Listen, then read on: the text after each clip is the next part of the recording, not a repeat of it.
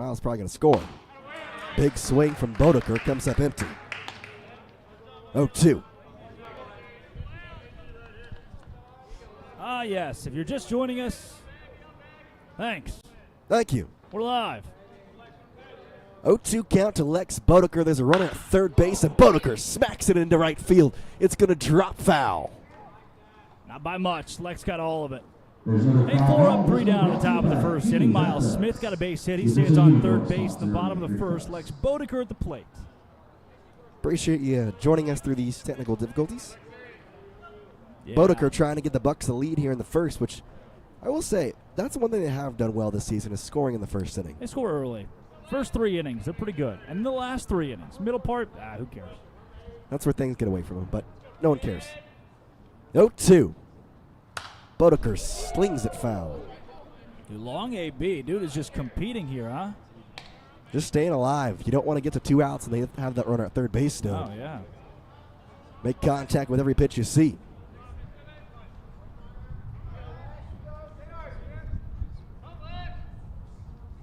0-2. That one's way outside. Yeah. Not even tempting Bodeker. Yeah, you know, it's inevitable. At some point, a pitcher's going to give you one like that in a long AB. That's why you like the long ABs if you're a hitter. Inevitable pitch 2 days ago. Inevitable. Not true. 1 ball and 2 strikes. Miles Smith at third. The pitch to Bodeker. Flied. Left field. Callahan moves back. Jumps and catches it at the warning track. And that's deep enough easily for Miles Smith to come home standing. Bodeker, with his second sac fly of the season, gives the Bucs a 1-0 lead in the bottom of the first. Yeah, Bucs strike early, and that's what they did against the Chinooks the last time they played them here at Mulcahy. He got out 9-0 in that game before winning 9-5. I don't know if it would be one of those kind of nights, but I don't think I would mind it. Bodeker got around on that pretty well, but either way, it was deep enough to score Smith. Callahan didn't even try to throw it back in with any haste. Yep. Turgeon at the plate now. 181 average, takes a strike. And Turgeon, he's been raising that average a lot recently. Yeah, he has. You know, he's hit around the one. Up the middle, base hit. Turgeon raises that average with that. Broken bat, too. What a surprise. Dad, I'm sorry. You're going to have to get the kid another one. I saw a piece of wood fly right off of it. That's what, his 4th this year? He has broken a few of those. He's the one to do it now. Yeah, that's true. 1-0 the score. Sack fly from Bodeker put the Bucs on the board. Now a base hit from Turgeon brings up Joey Narrett. Left-handed hitting outfielder from Dallas Baptist. 2 outs in the inning. A pitch is outside to him. 1 ball, no strikes.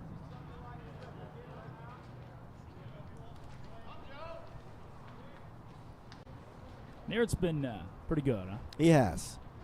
Been one of the best players on this Bucs team as he watches a pitch outside. Has the 2nd best average on the Bucs. Believe it's the 11th best in the ABL.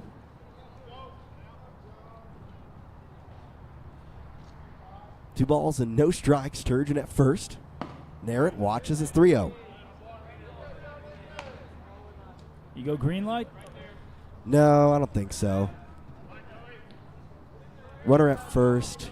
It's left on right. If it throws you a strike, you get a green light and a hitter's count anyway. Right. He watches. It's a strike. Now it's green light, and you have to think another fastball's coming. You just saw one as well. Yeah. Got to be ready for it here. Atchison wants to stay in the zone. 3-1. Line into left center field, dropping fast. It's going to get down for a base hit. Blocked by the center fielder Kelly. Turgeon hustles to third. Sliding in safely to second is Joey Narrett. He has a hustle double, and there's runners at second and third with 2 gone for the Bucs. Yeah, a single with the error tacked onto it. Narrett's got a base hit nonetheless. That 345 average will rise. And now you get Trenton Burkhalter batting .316. Today's lineup is just loaded. That's number 16, Trenton Burkhalter. Burkhalter at the plate. Chance to capitalize on this 2-out rally that was started by a single with Turgeon. Then the single plus error for Joey Narrett to move them both to second and third. And now here, Burkhalter with a base hit will get 2 RBI and give the Bucs a 3-0 advantage. Yeah, Trent already has only has, I guess I should say, 3 RBI this year, getting to play every other night from the catcher position. 2 outs. 0-1 from Etchison. Inside. You could double that with a long ball. Wouldn't mind. I would not mind that at all. His first of the year. Increase that home run lead for the Bucs in the league. Yep. Etchison looks into his catcher, Will Hoyt. 1 ball, 1 strike. Outside. So, way outside. strike called at the plate, but not from our angle. 1 ball and 2 strikes. Joey Narrett at second base. Dante Turgeon at third. Trenton Burkhalter at the plate with his plus 300 average. That's low. Count goes even. If you're Trent, though, anything close here, you got to be swinging. 2 balls, 2 strikes, 2 outs. 2 runners on for the Bucs. Etchison looks in to Will Hoyt. Gets the sign. Here comes the pitch. Burkhalter lifts it into right field. Broom coming in. And he makes the grab. He looks like he was going to hit it a lot harder than it seemed. Either way, the Bucs get 1 on a sac fly from Lex Bodeker. We'll go to the top of the second inning. Bucs 1.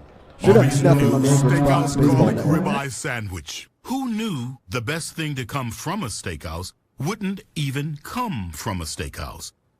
Arby's did. That's who. Arby's, we have the meats. Subway has so much new, I couldn't fit it all in the last ad. Yep. So let me finish this. There's new hickory smoked bacon, fresh mozzarella, smashed avocado. You know what? There's a lot. But it all makes a better footlong. Can I get a word in? Sure. Take the tagline. Because You got to refresh to be fresh. It's the Eat Fresh Refresh at Subway, and they're refreshing everything from how they make it to how they bake it to how they bring it to you. This new turkey Cali Fresh is incredible. Do you even eat bread? Steph, it's a commercial. Hey, Jake from State Farm. I want that personal price plan. So how's this for personal? I draw mustaches on players' faces when they're asleep. Coach Reed, you don't need to get that personal to get the State Farm personal price plan. It helps you create an affordable price just for you. Oh, Coach, it happened again. I'm gonna get to the bottom of this. Call or click to get a quote today. Like a good neighbor, State Farm is there.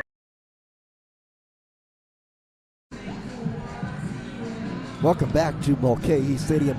Let's remind you, or if you haven't seen it first, the defensive alignment for the Bucs. Dante Turgeon at first base. Curtis Hebert at second. Alex Pendergast at third. Logan Hocuff takes the shortstop position. The outfield from left to right. Ben Haar, Miles Smith, Joey Narrett. In the battery, Burkhalter catching for Sky Wells. Wells had 4 up and 3 down in the top of the first. Now already has a 1-0 lead for him. Going against the 5, 6, and 7 slot, leading off will be Tommy Rover from Fresno Pacific University. Wells keep the momentum against Rover, who's batting 175. Will Hoyt, 281. Mance, 174. Only one of those menacing. And if one gets on, you get Broom, who's batting .087. Chinooks come in with a 242 average. That ranks 3rd best in the entire ABL. It's a ball to Rover. Bucs raised that field percentage a bit to 946. Yeah. I say raised It's a the best bit. it's been in a while, man. It's still last in the ABL, but doesn't matter when you're on a 7 or rather 6-game win streak trying to make it 7. Who's counting? Who needs defense when you're winning ball games, right? That's what Ken Hocuff said in the pregame show, correct? Doesn't matter. Yeah. He said, we don't care about pitching. We just hit bombs. Right. That's exactly what he said. 1-1.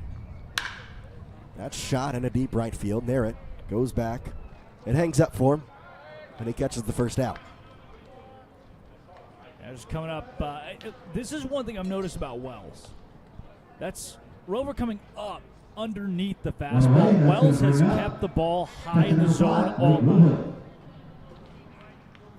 And it's worked. His fastball has been good enough.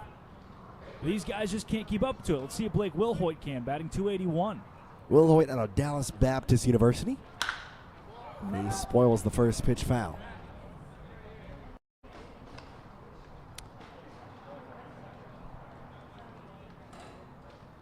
All right, folks. I think after all of the technical the words too. High fastball taken at the plate. After all the technical difficulties, we should be on the same page. Everything should Let's be correct. go. My compliments to the producers. Yeah, jeez. I've not produced anything in 4 years. Here I am clicking buttons. Way above my pay grade. 2-1. Wells from the windup here. That's into center field. Smith. I don't think he was going to get there anywhere, but his first step kind of dug through the ground, slipped. It's a base hit for Will Hoyt. Yeah, he stumbled a bit. That's the second base hit of the game for the Chinooks, but the first real base hit. Earlier in the game, it was Callahan who reached on just a slow rolling, bouncing, whatever it was, depending on the third. Well, the Bucs have been keen to the double play as of late. See if they can get one done here. Logan Mance, 173 average, watches the first pitch high.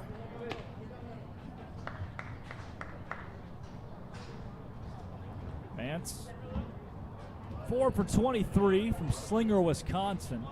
10 strikeouts. Pickoff attempt is not in time. 10 strikeouts in his 23 ABs. Not great there, partner. No, not great at all. Pickoff attempt again, sliding back safely. Well, they are really keeping an eye on him, aren't they? Yeah, Will Hoyt, not the speediest guy, but making sure he doesn't get too far off that back. Hack, and a miss. And the batter, Mance, makes it 1-1.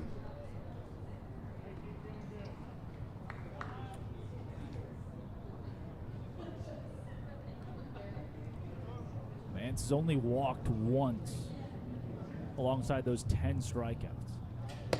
It's outside. 2-1. He's ahead here, though. Sky had a 4.97 earned run average with a 1.22 whip at Long Beach State University. 1-0 record, 23 appearances, one of those starts. It's been mainly a starter here for the Bucs. 2-1. Yeah. Tipped, but it's right back into the mitt of Burkhalter, 2-2. Trying to figure out, who was going to be starting. It wasn't Wells originally. He came in relief, pitched 4 innings of 9 strikeout work against the Matsu Miners, and they said, all right, fine. We'll let him start. He's been great ever since. 2-2 before that, pickoff attempt. And what's funny is he actually led Long Beach State with saves. He had 6 and was 7th in the conference in saves. Yeah. Comes here, has a good outing as a reliever, and all of a sudden, hey, guess what? You're starting now. Right. 2-2.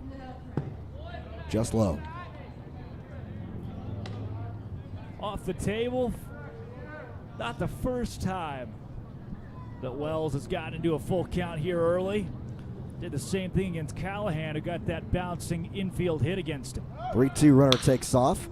Uh-oh. It's going to be into center field. They're seeing if they can double up. He doesn't know where the ball is. No, he has no idea. Easily, Miles Smith makes the catch. Throw to Turgeon. Step on the bag. It's a double play. Great job by Abear over there at second to kind of elude that. Yep. Hey, guess what? You actually got here. Double play. We'll go to the bottom of the second inning. Bucs 1, Chinooks nothing.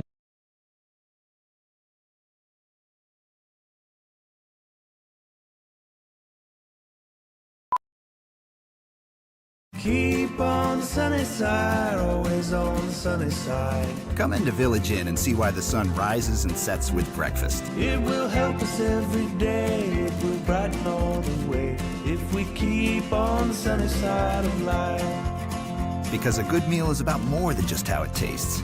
It's about how it makes you feel. Keep on the sunny side, always on the sunny side. Keep on the sunny side of life. Village Inn. Qdoba's new Chicken Diablo nachos are made with hand-diced pico de gallo, which means they're as fresh as... They're also loaded with juicy adobo chicken, flame grilled in-house, so they're as flavorful as... And they're topped off with fiery queso Diablo, so they're as spicy as... New Chicken Diablo nachos. Try them today, only at Qdoba. United by flavor. Miles Smith with an 8-3 double play, and him a weirder combination there. Jace Andrews alongside Drake Toll, 1-0 Bucks. It'll be 7-8-9 here at the bottom of the second against Etchison, trying to increase this Bucks lead. Is that the first time you've seen an 8-3 double play? It is not the first time, but it's certainly a rare occurrence. It's not the first time in person you've seen an 8-3. No, I saw one in high school where it was a same situation, hit and run, and the guy who was running to second, when the ball was off the bat, thought it was going over the head of the center fielder, so he just kept on running. No one realized it. He was stepping on home when the ball was thrown back to first base. Huh. At first, left fielder number 3, Ben Hard. I say this with no ill intent. We were playing a homeschool team. Yeah, that'll do. Ben Har smacks the first pitch foul. A really good homeschool team, wasn't it? We only played 4 innings. They because lost. it was such a good sportsmanship. Yes, that's it. You guys are having so much fun that you said, "Look, guys, let's just stop keeping score. We'll only play 4 innings." And then they asked to stop keeping score. 1 ball, 1 strike to Har. He lifts it straight up, center field. Left fielder now coming in. He's going to make the catch. Callahan calls off both the center fielder Kellery and the shortstop Rover for out number 1. Chinooks fans, for the second time in the last 7 days, have shown up to Mulcahy. They're pretty loud, dude. Yeah, it's kind of surprising. Not the closest. Shortstop, number 17, Logan Hokup. Logan Hokup steps in from Allegheny College. First pitch, he watches. It's going to be a ball outside. Hokup with a 119 average. Yeah, it's getting better, dude. He struggled early on in the year, and he's really settled in. Had a really good series on the peninsula. Rears back and tries to send that one to the moon. Comes up with nothing. Had a 242 average this past year at Allegheny. That one way outside. Hokup didn't even have to think about it. Allegheny in Maryland. Hokup from Southern California. And now playing in Alaska. Yep. What a journeyman. 2-1. Into left field. Now coming in is Callahan. He misplayed it originally, but recovers in time to make the catch. It's 2 up, 2 down for the Bucs in the bottom of the second. Yeah, he misplayed it badly. Lucky to get back there and grab it in time. Abair at the plate. I'll tell you, when your 9 slot's hitting 340, you got to feel pretty good with the second leadoff. Probably a good sign. Up next, second baseman Abair number trying to 2, keep this inning alive. Abair. Curtis out of University of Portland. Big Kurt smacks the first pitch, left side, base hit.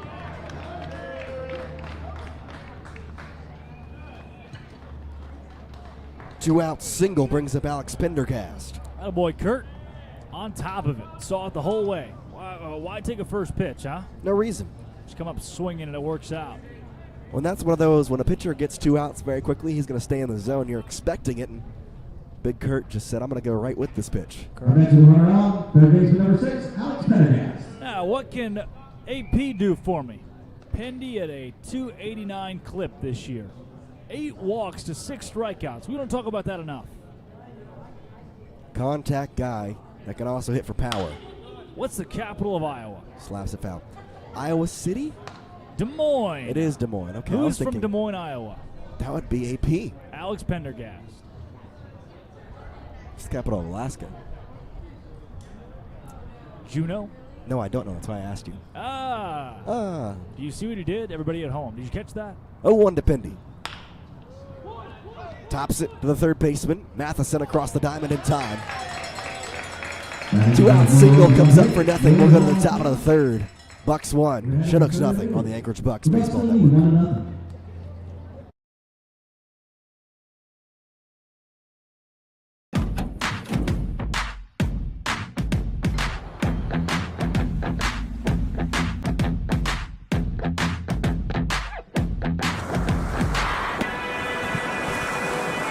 Okay, let's have some fun, huh?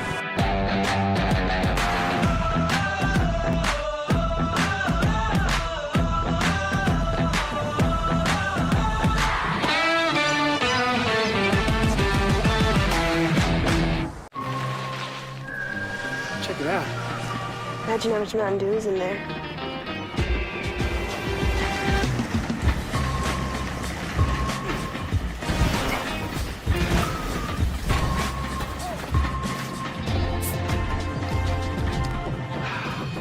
Hey, guys! We should probably drink these fast.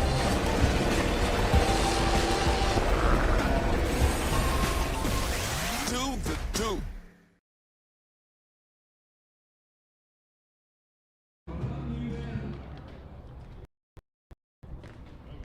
Leading off the third, right fielder number 9, Brayton Broom. Brayton Broom steps in as he'll start off the top of the third inning for the Chinooks against Sky Wells. Wells comes in here with a good past one outing. Is that what we're going with? Yeah. I mean, the one before that Wasn't on the road terrible. at Matsu was not bad. But it was not. It was not a great. Sky Wells outing. Yeah, 1 1/3 with 5 walks, no hits. No one. Strike. Great slider from Wells. Wells, pretty good pitch mark as he's early, low 30s here in the top of the third. Low with that one. And that's partially due to him attacking the strike zone. 1 ball and 2 strikes. Brayton Broom at the plate. He's got a sub 100 average at .086. Swings through that for strike 3. Sky Wells has his second strikeout. Yeah, it wasn't close. Not even. Center fielder number 2, Michael Kelly. Wasn't close.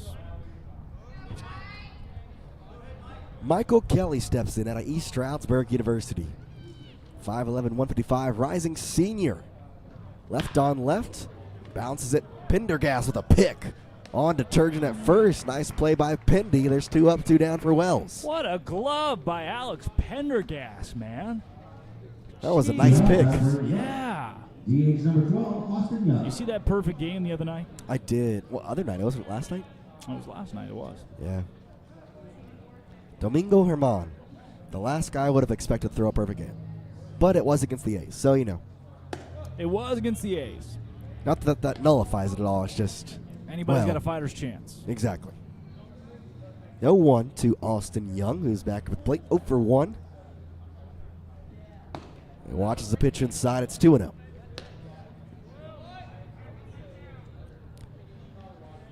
Young, Masters University, 5'10", 200-pound rising junior. Struck out in his first AB. Out of Fresno, California, watches a strike. 2 balls, 1 strike. Wells looking for his first 3 up, 3 down inning. Ball inside. Hitter scout of your Wells. What do you go to here? Guy you struck out once before. Challenge him with a fastball. Upper part of the zone, though. Go upper part. 3-1. What do you think it was? What do you think it was? I think I can. Seen a couple baseball games before. I've seen him. 3-2. Sky Wells. From the windup to Austin Young. Outside, a little high as well. Ball 4. Yeah, just didn't challenge him with a 3-2 pitch. Ball was a good foot or so outside the zone. That is walk number 1 for Sky Wells today. Leonejo steps up. He's 0 for 1.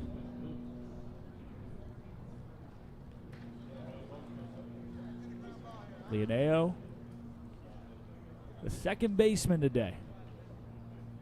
Batting .288 this year for the Chinooks. Takes a strike. Team that started the year pretty solid. The Chinooks were doing all right there for a bit. They were. Things took a turn. Went off the rails. For Chugiak. They had won 3 games at one point. They've now lost 3 in a row. Should say they had won 3 in a row. Now they've lost 3 in a row. Leonejo plays for his father at California State Stanislaus. Family affair there. Sky Wells on the mound. Steps off. Had a .209 average this past year in college. Scored 25 runs. Here's the 0-2. In the turf, good block by Burkhalter. Keeps the runner safe at sit first. You ever been fishing with Sky Wells? I have. As have I. You ever been catching with Sky Wells? No. Not a chance. No. Maybe next time. 1-2. Outside. You ever shot an AR with Sky Wells?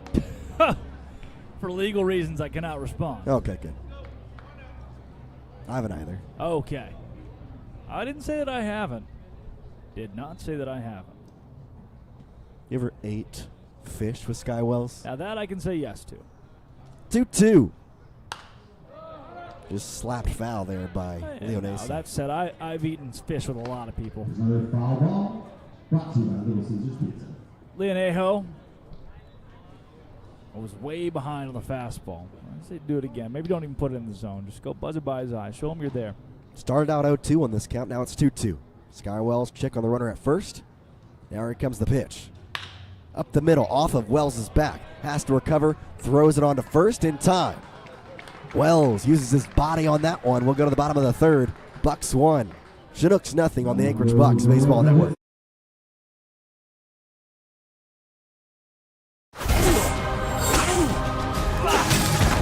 Stay away from my wife. Hi, I'm Ben Stiller. My job as an actor is making you believe what you're seeing is real. Louise, will you? The pain is real. That the cold is real. Don't say that about yourself. I know. I know. The friendship is real. The real is real. But it's not real, it's just acting. Wow, that's like really good. Or was I just acting? Only way to know is to try it for yourself. This is really, really ridiculously good tasting.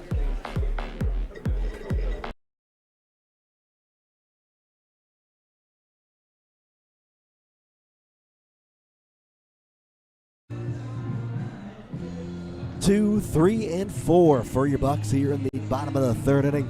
Jace Andrews alongside Drake Toll. We're happy you decided to spend your Thursday evening, or for some of you, probably most of you, Thursday night with us. It's soon to be Friday morning for a majority of our population. Yeah. Miles Smith, 1 for 1. He watched the first pitch, inside side. What is the most interesting thing you know about Miles Smith? Where do I pick? Is it that he hit a base hit through the left side in his first at-bat? That is pretty interesting, but it's not the most interesting. I think the most interesting is that he's a childhood actor. Yes. Is or was. How do we do that? Was as a child an actor. I don't know when the last time he acted. No, Have we figured out whether or not he has an IMDb page? Not looked that up. 2-1. Fastball for a ball. 3-1. You know what they say about the old hitter's count, huh? 3-1. You either get ball 4 or something you like. Or something you like. Old wives' tale.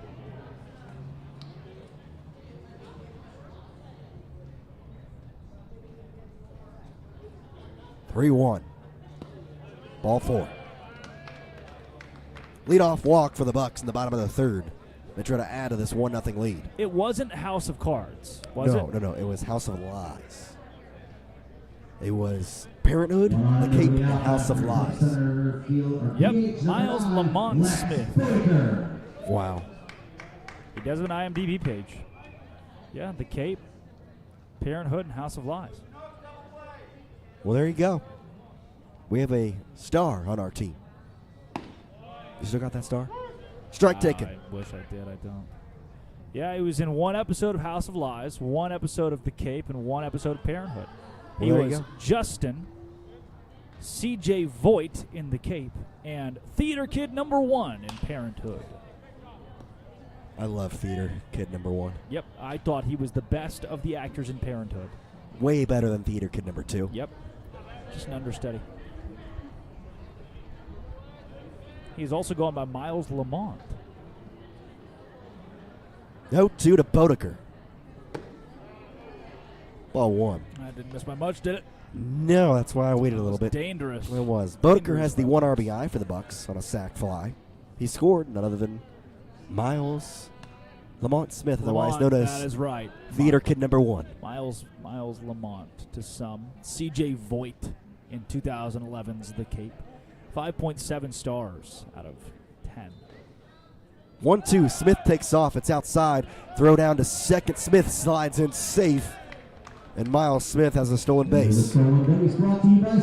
That was close. That's as close as anyone has been to getting Miles Smith out at second base this year. Well, you want to know how it was close? Is because that was basically a pitch out, and they still didn't get him. Yep. Thought for a second. All right, this is it. Time has come. But I was wrong. Yeah. Now a runner in scoring position. 2-2 to Bodeker. Trying to go for his second RBI. He swings through it. Oh. Was fooled there by the inside breaking pitch. Yeah, breaking ball again. That brings up first baseman number 13, Dante Turgeon. Turgeon, 1 for 1. He had a single up the middle. Back in the first inning. Second time he's seeing Etchison. Your Anchorage Bucs going for win number 7 in a row. Breaking pitch that catches the top of the strike zone. Good pitch from Etchison. That was. Good I pitch. think that's the best one we've seen all night. Yeah. No balls and 1 strike, 1 out. Miles Smith with his speed. A base hit would most likely get him home. Etchison check on that runner. Turgeon up the middle again. That's a base hit. Miles Smith being sent home by Kenny Barton. Throw is not going to make it. Miles Smith scores his second run. Dante Turgeon gets an RBI. It's 2-0 Bucs.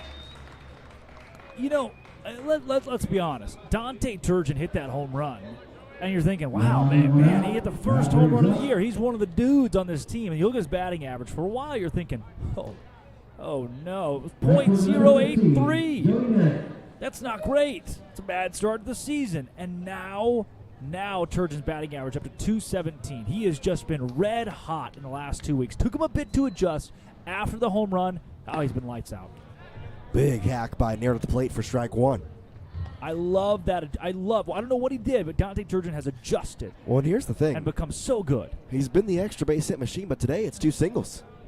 Just pitting them right back where they came from, up the middle. Yeah, and an RBI. 0-1. Strike. Looks like our friend Mr. Umpire behind the plate has some dinner reservations this evening. Turgeon records his now 11th RBI with that hit. 11th? 11th. That's nuts, dude. I know. Naird lifts it, left side, out of play. So what you're telling me is if Dante Turgeon's at the plate and nobody's on, who knows? But if somebody's on a base, Dante Turgeon's getting a hit. He's driving you in. Let's see. He's one of 4 Bucs with double-digit RBI. 5. Do you know why it's 5? Oh, because Bodeker got his 10th today. Yep, 10. Good eye. Thanks, Dad. You're welcome. Yeah, your mom befriended me on Facebook here recently. Oh. 0-2. Naird stays alive as he spoils that back.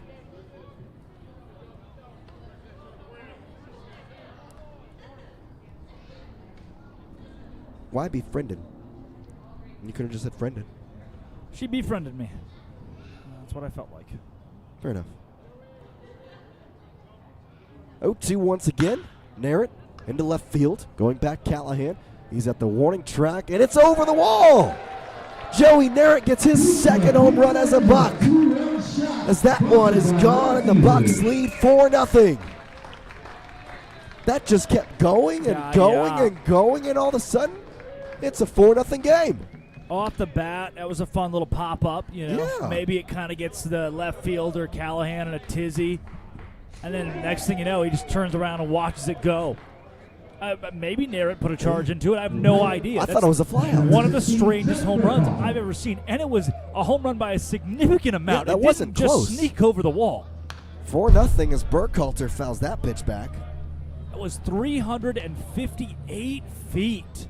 Wow, launch That's crazy. angle of 19. And 104 off the bat. Thank you to TrackMan for having us up to date. 104.4 to be exact. Yep. Doesn't round up, though. Nope. Well, it would at 104.4.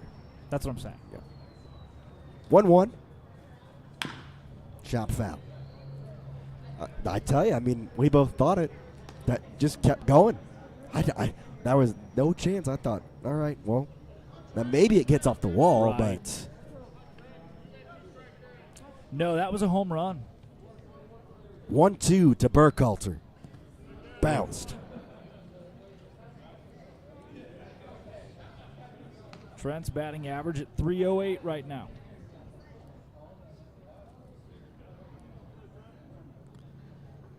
Two balls, 2 strikes to Burkhalter. Fastball, strike 3. Catches that outer part of the zone. Well, Second out of the inning brings up Ben Hart, That goes up, must come down. including Joe Nance home run. Yeah, it did, about 13 feet behind the wall.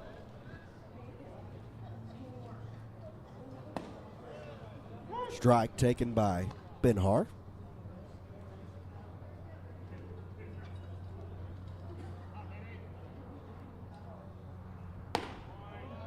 Another strike.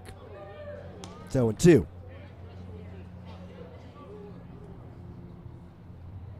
Har at 235 average. Strike 3. Yeah. 3 pitches for Har. All strikes. He'll go down looking. But the Bucs get 3 runs. 2 of those off a homer from Joey Narrett, his second of the ABL season. Top 4 coming up on the Anchorage Bucs Baseball Network. Feels like just yesterday she was in a car seat. Now she's gonna be in the driver's seat. I guess there's a first time for everything. Today is all about the basics. Gotta have unbeatable focus. Kind of like the unbeatable mileage I get from Chevron with Techron. He knows it helps keep my engine clean, and she knows how to pay with the Chevron app. Everyone's learning today. All right, next stop, the parking lot. The empty parking lot. Unbeatable mileage for you and your car. This is Lulu and Lobo. Ah, it's back. The woo-woo monster. No, no. No. No. Yeah, I can't take this. We need a new place. With as low as 3% down on a fixed-rate mortgage, your new home is within reach. All clear. I went home. Deep breath, deep breath, deep breath. Talk to a home mortgage consultant or apply online. This is your way home. This is Wells Fargo. As you can see outside, somebody commented and said the camera's a little dirty right there, so that's just us cleaning the lens. Oh, there we go. Real good, real good. Get it in there, and I think we should be okay. Yeah, I think it's good that might now. do it. All right. There you go. You see the big thumbs up. Large thumbs. Great help here. You did that. What do you mean great help? Was that not your arm? It's my third arm. But you're okay. All right. We're done. We're done. That's it. End of that conversation. Base hit up the middle for Callahan to start the top of the 4th for the Chinooks. Look, Callahan, you can have the base hit, buddy. You can have the base hit. It just sets up the double play. That's all it does. That's what they don't tell you in school. Mainstream media doesn't want you to know that you get a lead-off base hit to start an inning. You just set up a double play. Ryan Matheson steps up. Runner at first base. You think Ryan knows he's the one who has to hit into it? It's going to go straight to Logan Hocuff, flip to Abear, Abear on to first. Poor guy. He doesn't even realize it. Nope. Somebody should tell him. Matheson 0 for 1. That is true. Thank you. Yeah. 1-0. Off speed, high off speed. Goes He right through hung it. the off speed. Yeah.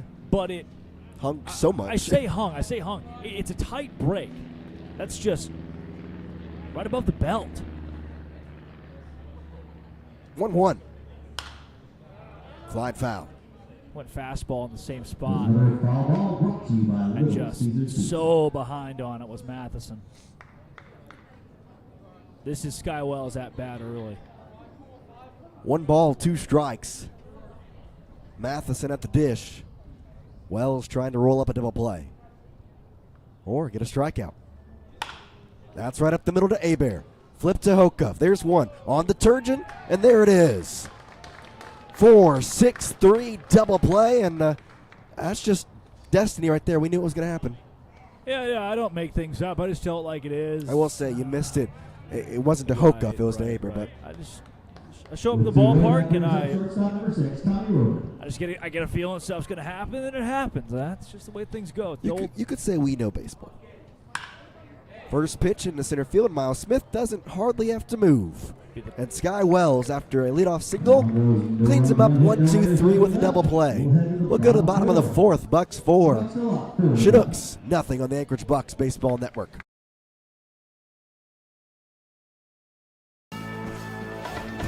They call him the harder farmer, a real bad man with a soft side for hard lemonade. He's got a nose for lemons and for trouble.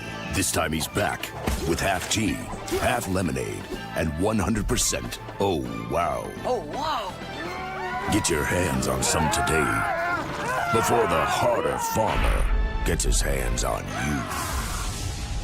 When Subway opened, they changed the fast food game. But sometimes you gotta refresh to be fresh.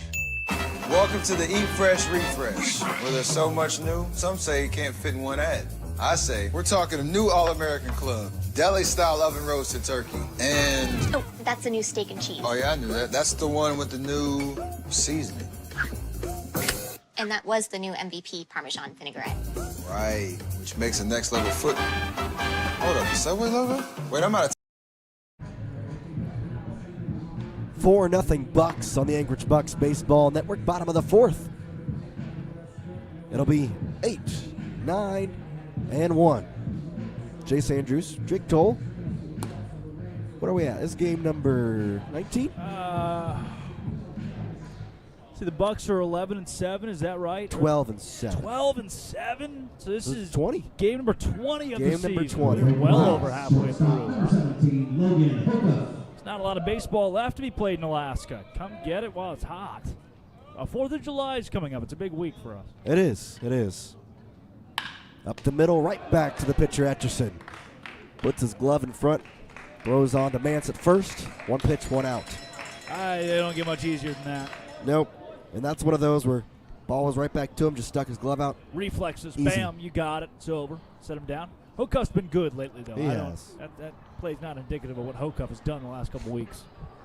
Now it's Curtis Hebert. Second baseman number 2, Curtis Hebert. Helped turn that double play. You know what you sold? You know what you said to me? You did. You sold me this a while ago. You said that when somebody makes a really good play or an error, they come up to bat in the next half inning. Correct. What do you see? Swings through that one. Who also helped in that double play? I think you're picking up what I'm putting down. You're smelling what I'm stepping in. The Hokuff and Hebert. Outside. If only Dante Turgeon was up next. If only. Got his whole family here. Oh, does he really? They're here this week? No. In the chat. Okay. They're coming. I've heard they're coming up to Alaska. Oh, Dante's dad, mom, and sister are in the stands tonight. Their first trip to Alaska. There you go. That's awesome. There you Good go. for them. Good for them. All the way from Gilbert, Arizona. Happy y'all are here. 2 balls and 2 strikes to Hebert. Off the grip of the bat. Fouled off. There's another foul ball brought to you by Little Caesars Pizza. Pizza. 2-2. Breaking ball in the turf. Catcher Will Hoyt tags the batter Hebert. And there's 2 gone. Yeah, off speed at the knees. Looked like a fastball on the outside part of the plate. Hebert thought it was going to nick the corner, swung at it, and the bottom dropped out. Good off speed. Brings up Eve's boyfriend with 2 outs here in the bottom of the 4th. You think Eve's watching tonight? She's an every nighter, so. She is, and he's an everydayer. First pitch swinging. It's a foul. Swung on in the foul. No. Swung on. We're not in Matsu anymore. We're going to have to drop to that level.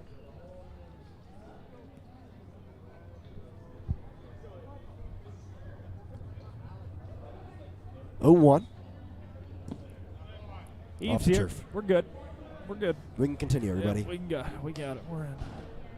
She was a little late. She was? Yeah. I think everybody in the chat was a little late tonight. Sorry about that, guys. 1-1. Fastball taken for a strike. You know, sometimes things happen. Those things being equipment just not working. We got it up. We're here.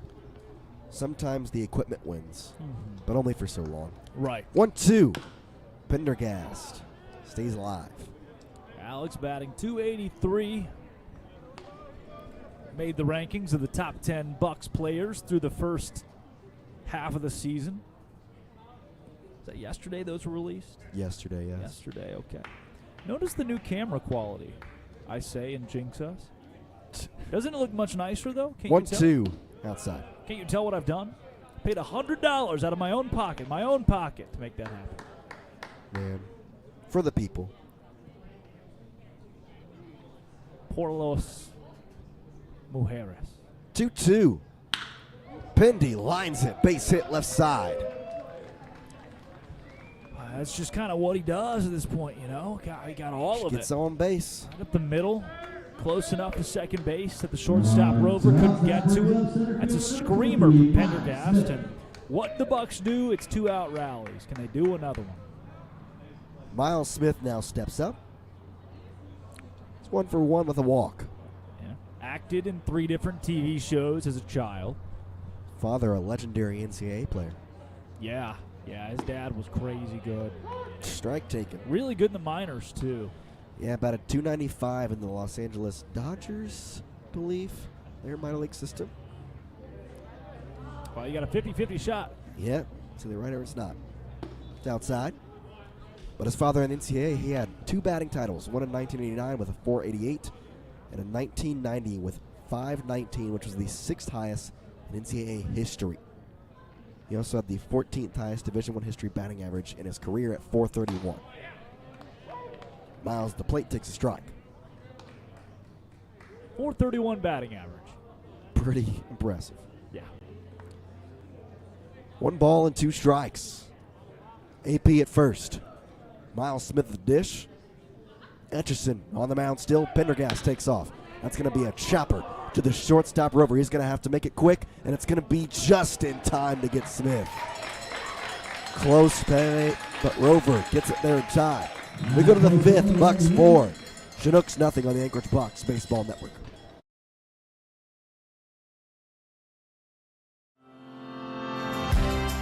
We are a family business serving Alaskans for over 60 years. Our founder is my dad, Herb Ekman, a German immigrant who started the business in 1963 with his good friend Otto. To this day, the business is dedicated to making products that are distinctive and of the highest quality.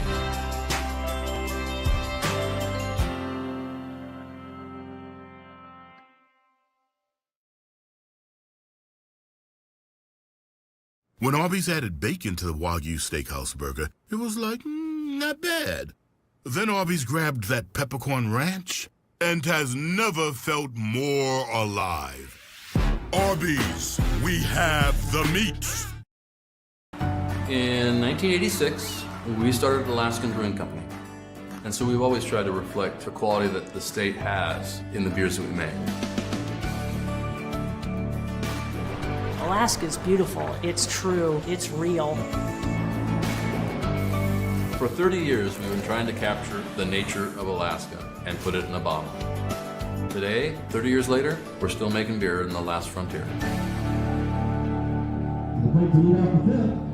It's number 5. Will Hoyt will lead it off for the Chinooks in the top of the 5th inning.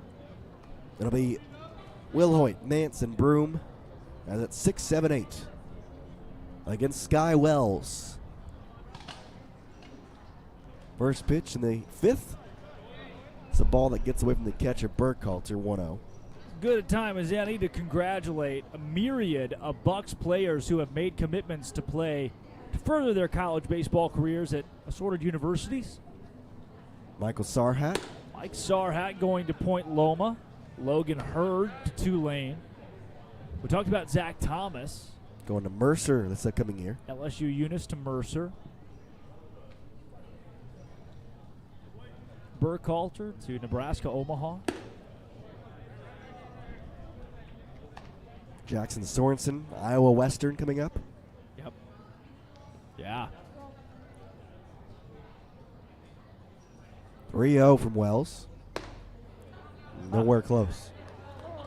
And it was just today that Sarhat officially committed. Along with Hurd. Hurd officially was today, yeah. First baseman number 21, Logan Metz. Logan Mance steps up. Hurd, after seeing his brother go from UCLA to LSU, Hurd is going from LMU, Loyola Marymount, to Tulane in New Orleans. Terrible party school. No comment. Mance. First pitch. Skies it straight in the air. Right side. Turgeon into foul territory. He is going to make the catch. An athletic play over there by Dante Turgeon. Now that was wildly impressive. At the That fence, was. threw his hat off. Hair going everywhere. Reaches over the fence and snags it. Well, out, that brings up right fielder. Now it's Braden Broom. Number 9, Braden Broom. Broom from Samford University. Ringgold, Georgia. He shoots it straight up. Pendergast left side under it. Squeezes the glove. 2 gone. Samford's mascot being Terriers. the Bulldogs. Close. See, I knew it was a dog. Didn't know which type Dude, of dog. we lost my family dog today. Not lost, What? but like died. Oh, dude, 100%. I didn't I'm tell sorry. you guys, did I? I know. Isn't that terrible? That sounds You said awful. Terrier, yeah? Yorkshire Terrier, Izzy. Oh, my. That's broadcast. I'm not going to do a Scott Van Pelt. Wasn't one of those deals. She was my Christmas present when I was like 8. Base hit left side. First and second, 2 outs now after the base hit from Michael Kelly. Scott Pelt hit Scott the Van soul. Pelt, yep. He put it perfectly. You know, it was an old dog. She was an old dog. Probably You 50. said you got it for your Christmas birthday. In what year? When you were? I was probably 8, yeah. 8. 15-year-old dog. Okay, Yes, 14, so- 15-year-old Yorkie, and Yorkies don't live that long. And Well, you she know, lived pretty long for a we kind of Yorkie. knew, right? The last 3 years or so, it's been okay any day now. 3 years, she toughed it out, but 2 outs. yeah, just it was the most nonchalant text my mom has ever sent me. Izzy died today. All right, whoa, Whoa. hey, thanks, Mom. Way to start off my day. Right. Way to ease it in there. Thanks for the phone call. Good heads up, huh? In the air, right side, foul territory, out of play. Hey, you big dog guy. I am. Okay. I love dogs. All right. More so I than have cats. okay, I will tell you this. I am 100% not anti-cats, but I do You know, not like the cats. little throat tickle thing you got going on today, every now and then you get some mob boss to it. It's just got there you go. a very Yeah. slight bit. Little reservoir dogs to you. I like it. 1 ball, 1 strike. We're pushing through. Right. Inside. No, I'll tell you a story. My cousin's cat, when I was about, 6 years old, God bless, Jace. scratched me. Oh, no. Oh, well, Hate cats God, I'm ever glad to since. see you're here. I don't know how you... It was more or less I just don't like cats. Glad you made it through. I know. My cousin's cat, when I was 6, scratched me. Yep. But I do have a King Charles Cavalier Spaniel mixed with a poodle at home called a Cavapoo. Looks like a little teddy bear. It's the longest name possible for a dog. Well, it's just the mix. It's King Cavapoo is the name. Charles Cocker Spaniel mixed with a poodle. Cavalier Spaniel. Cavalier. Sorry. Should be. Yes. How old? 2-2. Outside. I believe he's turning 9. And you want to know his birthday? Day's coming. July 4th. Good for him. July 4th. Good for him. Full count with 2 outs and 2 on. Sky Wells on the mound. Looking to get through 5 clean. Checks the runner at second. Here comes the pitch. Runners take off. It's fouled back. So this is like your childhood dog. This is the one that, when the day comes, you'll give a Scott Van Pelt to. This is the one that yes. Okay. In that way. Okay. I did have a dog when I was younger named Corey, but she died when I was in elementary school. It was my dad's dog. Okay. I can get behind that. And thus came the cockapoo. Cavapoo. Cavalpoo. Full count pitch once again. Strike 3. Austin Young, you can take a seat. Sky Wells gets through 5. Shutout. We'll go to the bottom of the 5th. Bucs 4. Chinooks nothing.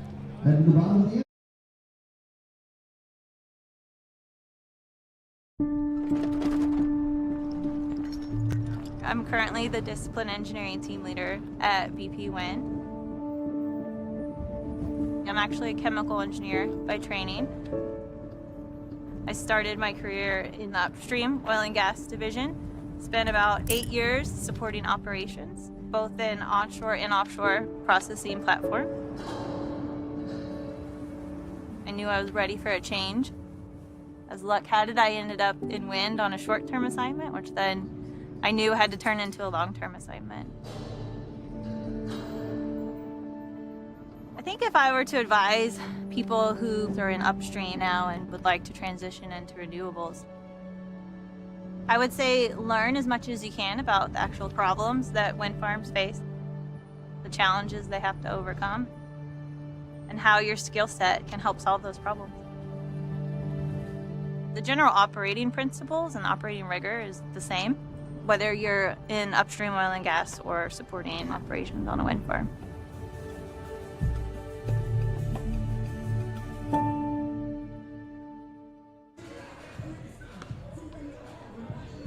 Sky Wells, 5 innings, no runs. That's for his dog, Steve. Oh. Yeah, Amy Jo Narrett says, sorry about your dog. Thank you, Amy Jo. More than Bert your mom says, said. dog chat. Sky's dog Steve is watching the game. Yeah. Well, Can we get a picture of that? Mine's Steve not. Bert. All right. My dog's not watching the game, so thanks a lot for rubbing it in.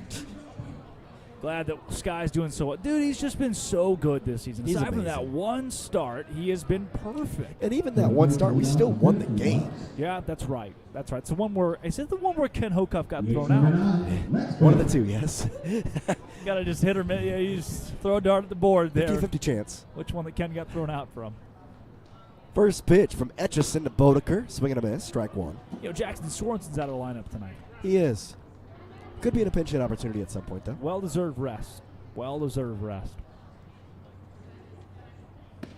Another swing and a miss from Bodeker. Etchison's been pretty good. He has. Considering he's given up 4 runs, it's not that bad. Right. Doesn't look that bad, at least. 0-2 to Bodeker. That's way outside. This is kind of your prototypical day 4, day 5 starter in the MLB. Oh, yeah. Go 5-6 innings. Give up less than 5. Yep. Call it good.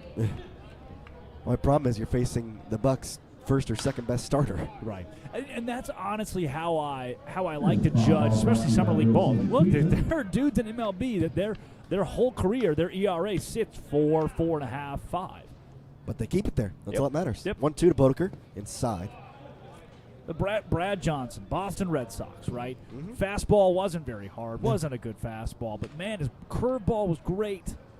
I think that's what he was. He's just a 4 ERA pitcher, would start day 5.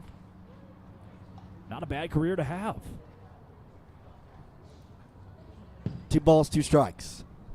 Bodeker, illicit foul. I don't know if you're an athlete, you ever want to be compared to. Nobody's, growing You're a up being Brad like, man, I Johnson." really hope somebody compares me to Brad Johnson one day. No, that's not what you want to be. No, probably not. But hey, guess how much money Brad Johnson made? Oh, yeah. Bodeker. Hard contact, left field, drops for a base hit. Calhoun cuts it off. Bodeker running to second, slides in, another hustle double. Bodeker at second base to lead off the bottom of the 5th. Callahan had left, mishandled it just a moment. Bodeker took advantage of it as he was rounding first hard. I'm liking these Bucs, man. They are playing so confident. Now they've won 6 straight. You can see it in the way they play. We're going to have a call to the bullpen. New pitcher for the Chinooks coming in. We'll take a break. Bucs 4. Chinooks nothing on the Anchorage Bucs Baseball Network.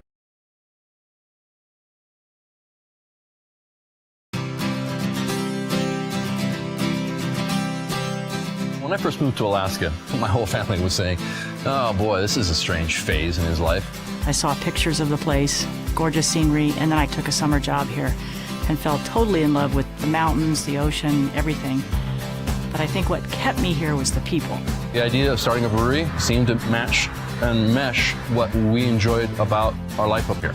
Each other, beer, working hard, and creating something. When we started out really small, we only sold our beer in Alaska. Now that we sell our beer outside, when I travel and I see our beer, it's neat to think that it came all the way from Alaska and I had a hand in making it. The nature of starting a business in Alaska really was just an extension of what Alaska's all about. There needs to be somewhat of a free spirit, a frontier. We just wanted to make a living up here and brew beer and have fun. We're doing the best we can to put Alaska in a bottle.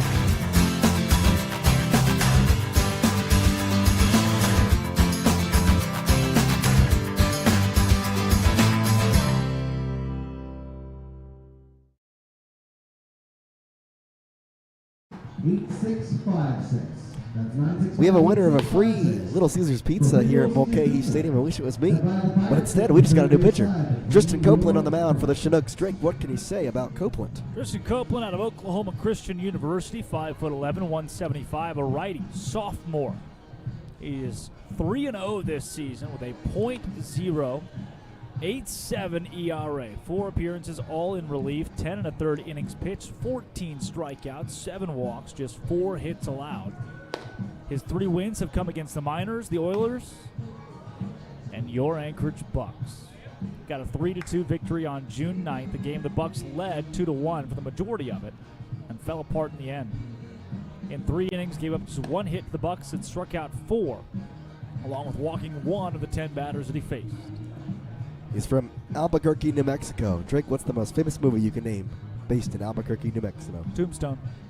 Good guess. What is the most famous movie you can name set in Albuquerque? It's not the most famous, but it's the one I immediately think about, High School Musical. Is it really? Yep. East Tide's in Utah, I thought. Well, High School Musical 2, they go to Albuquerque for the summer. Okay.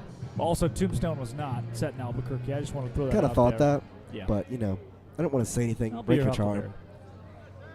Little Dante Turgeon action. Family's in the house. He's 2 for 2, man. Give him 3 for 3. Give him another RBI. His family can just hang around for as long as they want. How about a homer? Oh, okay. Just jump to it. Might as well. All right, fine. Yeah, call your shot. Babe Ruth style. First pitch from Copeland.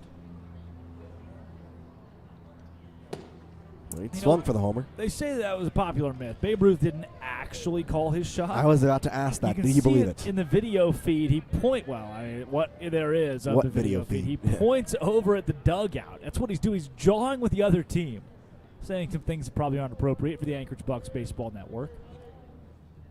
0-1 from Copeland. Check on the runner, Podaker. Another swing and a miss. So they say that Babe Ruth called his shot, pointed to outfield, where he would hit his home run, and he hit it there. I don't know. I'm not buying it. Lou Gehrig later said he would never have done that. It'd be the stupidest thing in the world. 0-2.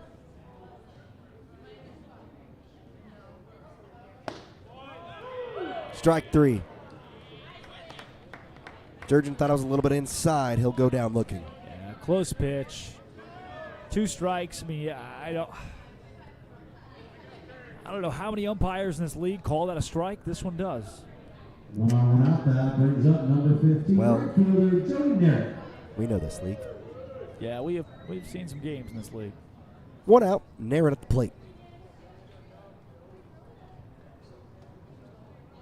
He's got a double on his line already. Goes straight up with this one into center field. Kelly moves to his right. Catches it for out number 2. Well, Copeland, 2 up, 2 down pretty quick with a strikeout and a 1-pitch pop out. Brings up Trenton Burkhalter. Looking for his first hit of the night.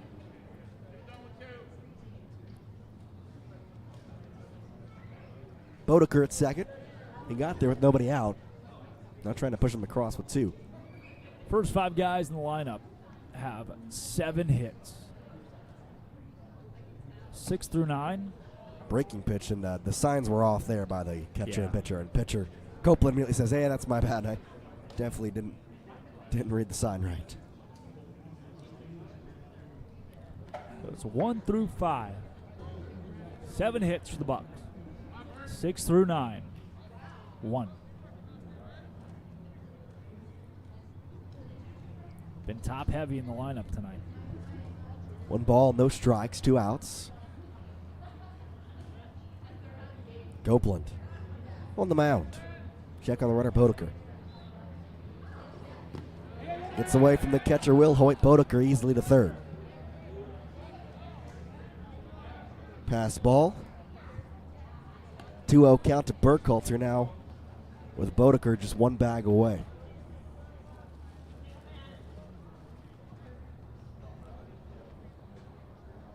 Two balls and no strikes. 2 outs. Trenton, University of Nebraska, Omaha, this upcoming year. That one's outside as well. 3-0. Yeah. Oh, now what? Still red light? Yeah, 3-0. Unless, I'd say you can pick 1 pitch, and if it's there, swing. If it's not, don't even think about it. Well, he does. He hits it down the first base, or rather third base line. Willowich is going to let it bounce. What do you know? Burkhalter gets a base hit on a pitch that he barely swung at. Yep. Check swing. He didn't want to swing. He's like, 3-0. I guess I got a green light. Maybe I'll. Oh, didn't mean to do that. And just 3 feet in front of home plate. Left it bouncing. All that Will Hoyt can do is try. Try and hope that it would go foul. That was something, all right. That brings up Ben Haar. And he'll be left with the task to get Bodeker home from third with 2 outs. Burkhalter could take off here at first at any time.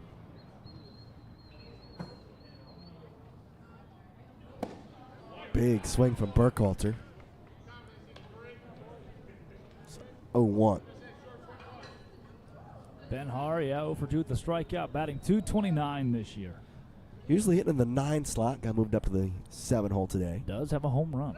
Burkhalter takes off. Will Hoyt's just going to let him take it. Pitch was low. I don't think Will Hoyt had a good advantage on it anyway. No, and Bodeker's fast enough that a throw down to second would have been very dangerous. Well, now Ben Haar with a base hit could get 2 runs home. Give the Bucs a 6-0 advantage. Pitch. Check swing, he went across the strike either way. Yeah.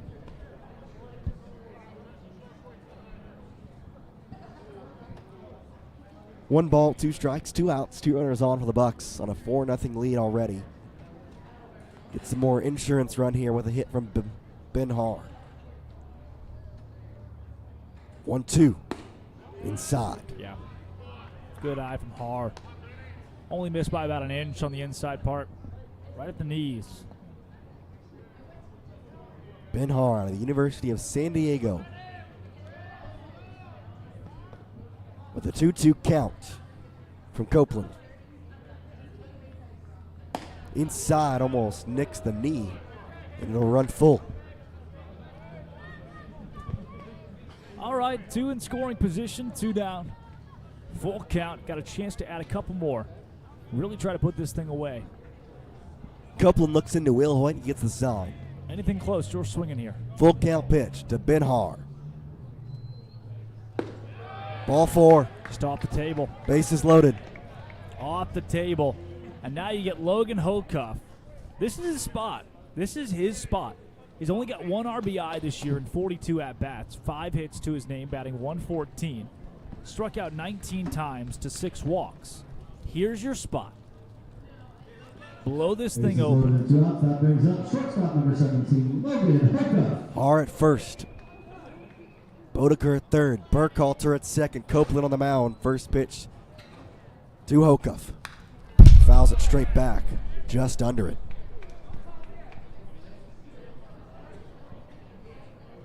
You know what they say when you foul something back? Straight back. You're right on it. You're on it.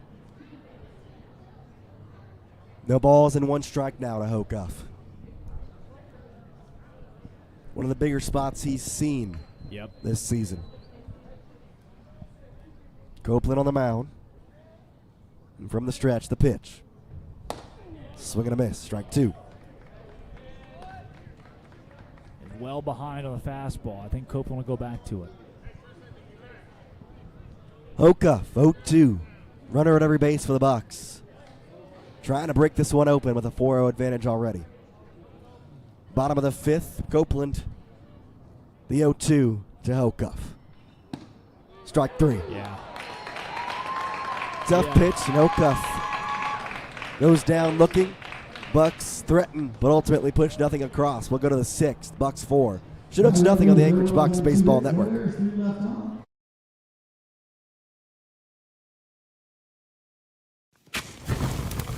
Boar's Head has harnessed the power of fire to unlock an intense new flavor. An expertly charred, flame-grilled masterpiece to take your senses to new heights. Because when Boar's Head lights a fire, we ignite an experience worth savoring. New Boar's Head Firesmith Flame-Grilled Chicken Breast. Flavor forged in flame.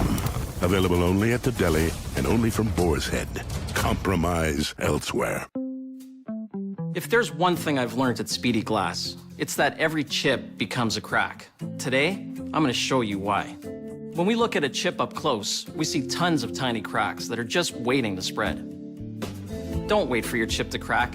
Repair it at Speedy Glass before having to replace the entire windshield. You'll save time. You'll be back on the road within an hour. Book an appointment at speedyglass.ca. Speedy Glass Repair. Speedy Glass Replace. Sky Wells back on the mound here to start the 6th inning. He'll have 2, 3, and 4 for Chugiak. Jace Andrews, Drake Toll. There was a Buck arm warming in the bullpen. Not warming anymore, either because he's ready or because they think Sky can go a little more. He's got Leonejo, who's 0 for 2. Callahan is 2 for 2, and Matheson 0 for 2.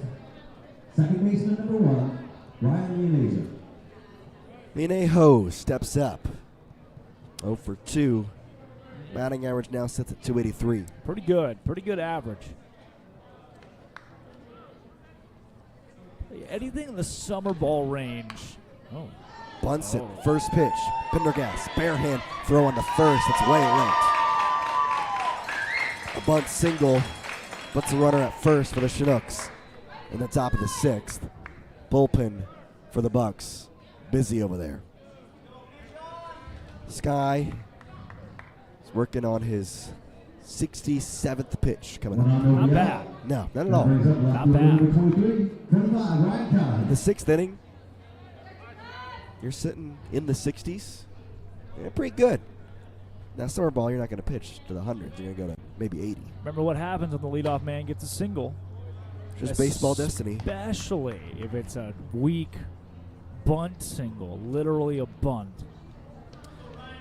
Okay, you mentioned it at Matt Sue. It was 1-0 coming to Callahan. Yeah, I bet. Lifts it foul. I've mentioned a lot of Talked stuff about Matt Sue. how the Herman Brothers has kind of this, I forget what you call it, Herman Brothers magic in a way. It's Rally in the Valley. Yes. Yeah. What's Mulcahy's? I don't know. I don't want one. You don't want one? I don't want one, no. I mean, it's, Mulcahy's got a lot of personality. Doesn't need or his Lupton magic, Hilton magic. Everybody's got their kind of magic. Throw away from the first baseman Turgeon. Gets just a piece of the glove on it, which keeps the runner at first. Mulcahy can just be Mulcahy. Yeah, they found a couple of people here that were. They found a dead guy here in 2010 in one of the dugouts. Yeah, that's a. Apparently, he wasn't the only one. No. Over the course of history. There's been a lot of things that have happened here at Mulcahy. Yeah, very interesting stadium. 1-1 outside pitch, a swing and a miss. Maybe the most haunted sports complex in America. Some are saying. Some are saying. Some are. They don't want you to know it, but they are. Why would they be saying it if they don't want you to know it? I don't know. All right. That's why. We don't know. 1-2. Check swing, did he go? Throw back to first. Say he didn't go. He did, though. They're going to check the. I think they were checking. He did go. Yep, 100%. Yeah. Absolutely. He went across. They called the safe call was on the slide back, but they're saying he went across on the swing, He did. and it's a strikeout for Sky Wells. Yep, 100%. That's the right call. That's the right call. Wells with his 4th strikeout today. Matheson now up. He's 0 for 2. Man, can Wells go 6 scoreless? Quality start. Can he That get the would be quality amazing. start? What's funny is a quality start. You should go up less than 4. Yeah. So you go 6 scoreless. You're doing pretty good. Straight back.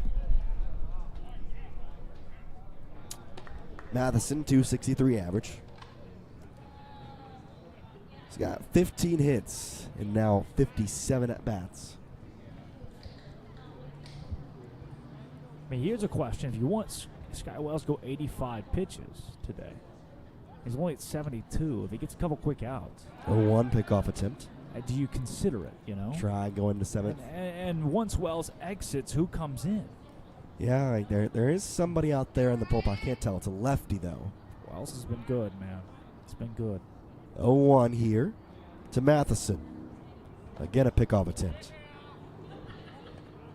Leoneha keeping close eye over there.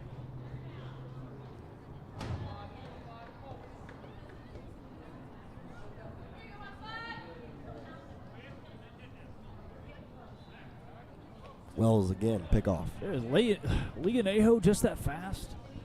Yeah, I guess so. All right.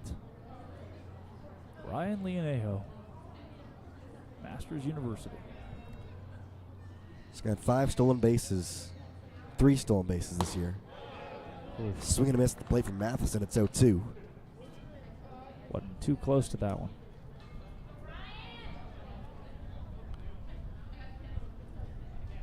Sky Wells with an 0-2 count, 1 out in the inning. Ground ball or strikeout on this pitch. Check on the runner.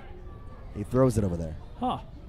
The 4th pickoff attempt in this AB. Yeah, interesting, especially with Burkhalter behind the plate, who's got such a good arm. You got an 0-2 count. I almost think you just quick pitch, a couple pitches here. Maybe. Time call at the plate. The home plate umpire going to talk. Are they going to give him a balk? Yeah, they're going to say balk. Interesting. Huh. Head coach Ken Hokup going to come out and talk to him about it.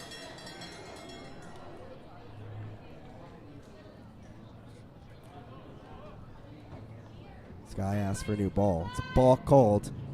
Now no chance for a double play. Did you see it? No. I don't know if he never came set. Maybe the umpires could have just been frustrated with him. Yeah, I don't know. I even watching the replay, I didn't see anything. Yeah. Runner in scoring position now. Haven't had a lot of that for the Chinooks tonight. Still 0-2. Just outside.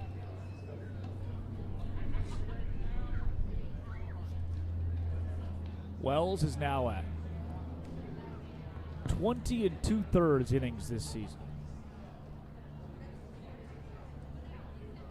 Lowered that ERA again. Yep. Check on the run of the 1-2. Swing and a miss. Strike 3. Sky Wells, his 5th strikeout. There's 2 gone in the 6th. Wow. 2nd and 2 away. Wells at 20 2/3 innings, 23 strikeouts now. I bet you Steve is happy about that. The dog, Steve.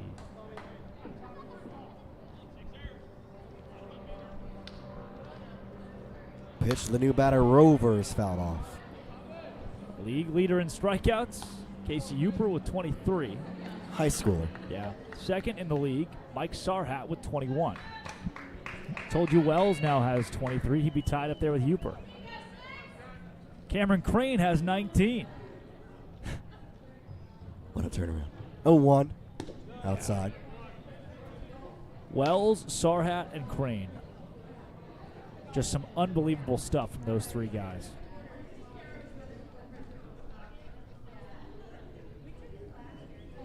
One ball and 1 strike with the runner at 2nd.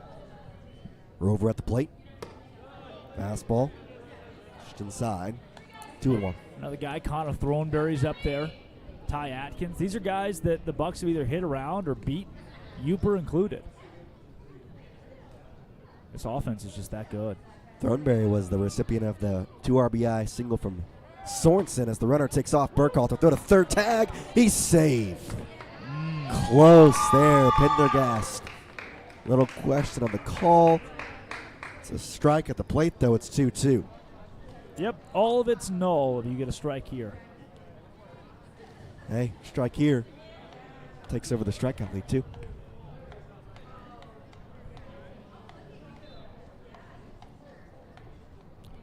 Two balls, 2 strikes, 2 outs. The pitch to Rover. Line into center field. Smith coming on. It's going to drop for a base hit. Chinooks score the first run of the evening in the top of the 6th, and it's 4-1 Bucs. A little bloop single over the head of the shortstop, Hocuff, second baseman Hebert. About 25 feet in front of Smith. Didn't have enough time to get to it. Dropping quickly. And now the opposition's on the board. Left on left for Blake Wilhoit, who steps in with a 1 for 1 day. Yeah, you leave him out. Left on left. Wells can go a complete 6. Wilhoit with a walk as well as that 1 hit. Yet to record an out. Watches a strike. If you go 6 with 1 earned run. That's pretty dang good. Yep, quality start in play. Check on the runner at first, the pitch. Strike. Thank you very much, Mr. Umpire. Yep. Give and take. Yep. No balls, 2 strikes. Pitch from Wells. Did he go? Check. No, Wells is walking off the mound. He thought for sure he went. Wells stares down the second base umpire just a tad. Hebert asks a question.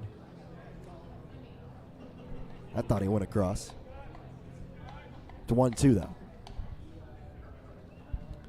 1-2. On the ground to Hebert. Scoops it up. Throw to Turgeon. In time. Sky Wells. Quality start achieved. He goes 6 innings, giving up just 1 run. We'll see if he comes out in the 7th, but for now, bottom of the 6th for the Bucs on the Anchorage Bucs Baseball Network. Okay. It was time to update the bathroom. But we didn't want to break the bank. Rebath made it effortless. A Rebath design consultant came to our home and presented us ideas and products in a way that made our decisions simple. They took away the old, installed the new, and gave us the bathroom we've always wanted. Style affordably. Call 1-844-9REBATH for your free in-home design consultation today. Of all the reasons we love Alaska, easy isn't one of them. We like a good challenge, but we also love innovative technology that simplifies our busy lives. Whether you want to make a deposit or pay a bill, check in or check out, or quickly send and receive money, one bank has the online and mobile tools to help you through whatever comes your way. Simple, secure, reliable. Bank on the go. First National Bank, Alaska. Arby's new Steakhouse Garlic Ribeye Sandwich. Who knew the best thing to come from a steakhouse wouldn't even come from a steakhouse? Arby's did, that's who. Arby's, we have the meat.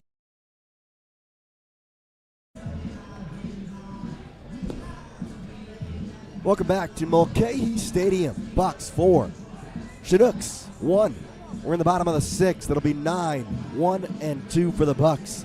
Hebert, Pendergast right behind him, and then Miles Smith all scheduled to bat this inning against none other than Copeland, who came in last inning. Was able to get the strikeout on Logan Hocuff to strand the bases loaded for Anchorage. And now here, it's Hebert leading it off. Copeland, sub-1 ERA this year out of Oklahoma Christian University. 0.87 to be exact in the ABL. His first pitch to Hebert, looks to bunt, pulls back. It's a ball.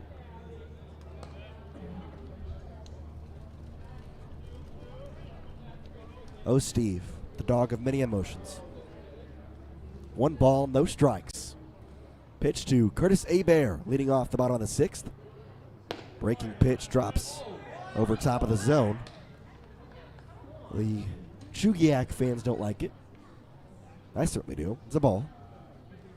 Steve back to liking. That's good. It's good. We want Steve happy. 2-0. Bounced up there.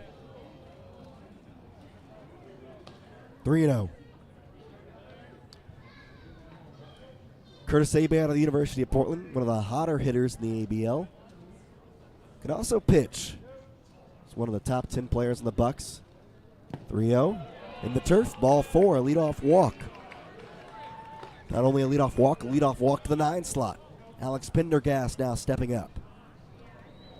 Pendergast 1 for 3. That brings up third baseman number 6. Has that average to a 298 clip.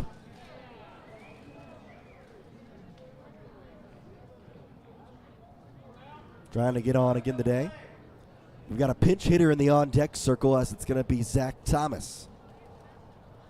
He'll hit for Miles Smith. Ball low. 1 ball, no strikes. Curtis Hebert at first base, Alex Pendergast at the plate. Bucs trying to gain back that 1 run they lost in the top of the 6th. Pitch to Pindy. Up high. Copeland struggling to find the strike zone now. Alex out of DBU, but previously played at Kirkwood Community College. Teammates with another Bucs player, Trenton Burkhalter. Pendergast is a sophomore. Burkhalter was a freshman. Pitches outside. It's 3-0. Now 7 balls in a row to start this inning for Copeland. Not the first Summer League action for Alex. Played in the Coastal Plains League last year with the Asheboro Zookeepers. Me and Alex crossed paths in the CPL last summer. 3-0 pitch from Copeland. Strike. Maybe a generous call. It was at the top part of the zone. Could have gone either way. It's a 3-1 count. Still hitters here. Hitters count for Pendergast. Hebert at first. Copeland on the mound. Here's a 3-1 pitch. That's low. Ball 4. Back-to-back walks to start the bottom of the 6th inning. That brings up pinch hitter from LSU Eunice. Now we got a pinch hitter, Zach Thomas. He'll take the AB here for Miles Smith.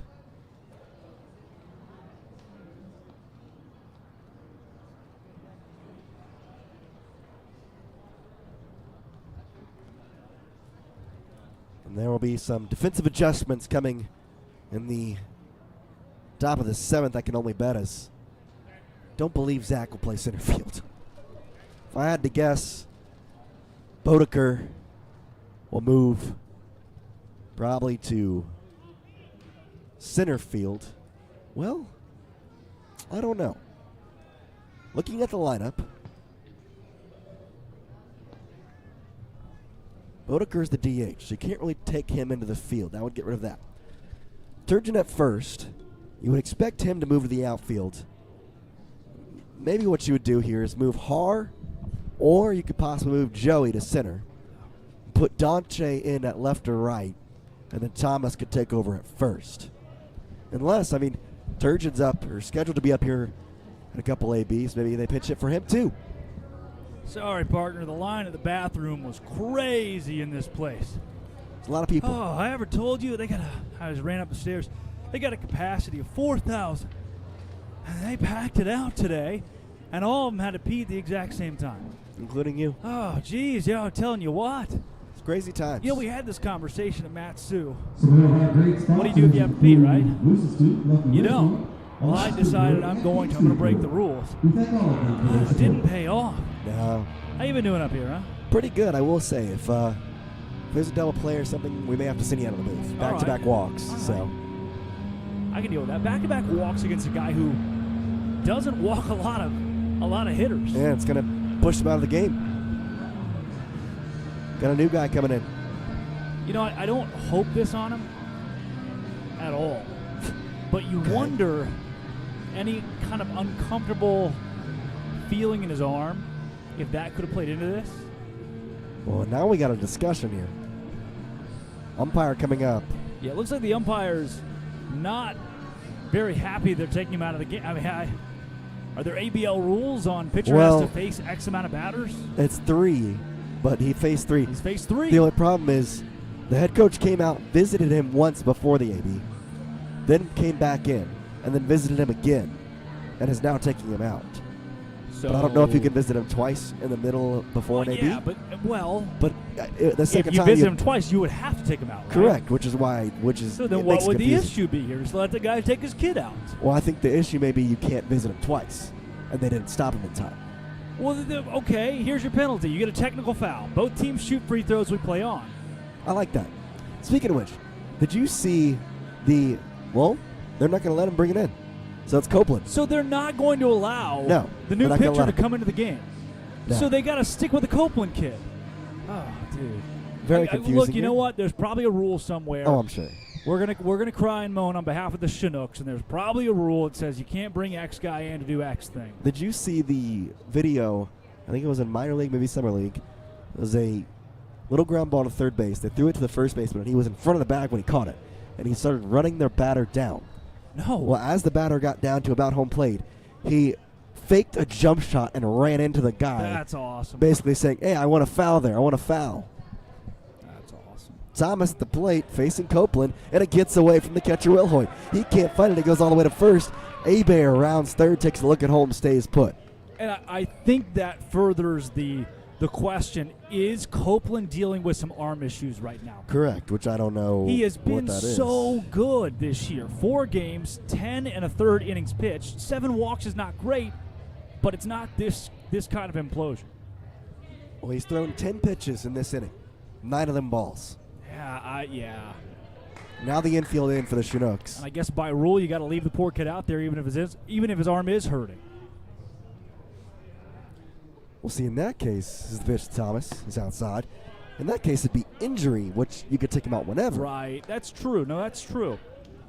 I mean, if it's injury, he comes out whenever. There's nothing stopping that. You're right. So I guess he's fine. He's not uncomfortable. He's just having a tough day. 2-0 now to Thomas. Fastball. Oh, yeah. Strike. Oh, yeah. Thomas is not new to the pinch hitter role. He's come in and pinch hit in the later innings multitude of times this year. Pendergast at second. Big lead over there with the infield in. Bounced up on the turf. 3-1. This is a red light. This is a red light. Copeland's lost all control. Well, considering he's thrown 2 strikes this inning, there is no reason to even think about it. Yeah. If it's a fastball strike, whatever. Project the next pitch. Yep. 3-1. Well, check swing. He went across. There was a strike called anyway. That's why they don't let me coach. They don't put us on the field, do they? No, they don't. No. They should. I mean, that's a fastball right down the pipe. Now Thomas has to protect with a 3-2 count. Base hit, ball 4. He goes the ball 4 route. Bases loaded, nobody out. And now I think they're going to take him out. Just gave me chills. Base hit, ball 4. He goes the ball 4 route. Poetry in motion, folks. Not every day you get to hear Michelangelo paint with a microphone. Thank you. Oh, that was good. Try our best. Now they're going to take him out. I don't know what's happening. When I grow up one day, I want to be you. You're older than me. Hey, look, you didn't have to say that. You could have just worn it. You could wear it. Cut that out, editor. You want to go to a break or you want to stay here? We'll go to a break, I guess. All right, let's do it. That sounds good to me. 4-1 Bucs on the Anchorage Bucs Baseball Network.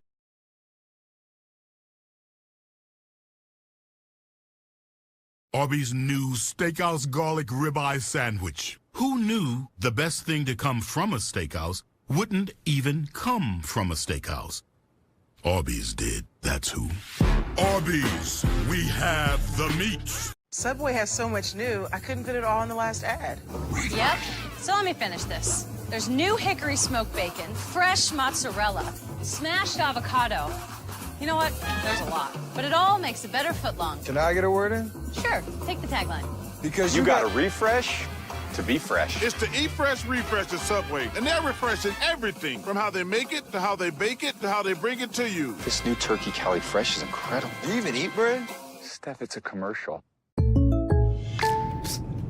Hey, Jake from State Farm. I want that personal price plan. So how's this for personal? I draw mustaches on players' faces when they're asleep. Coach Reed, you don't need to get that personal to get the State Farm personal price plan. It helps you create an affordable price just for you. Oh, Coach, it happened again. I'm gonna get to the bottom of this. Call or click to get a quote today. Like a good neighbor, State Farm is there.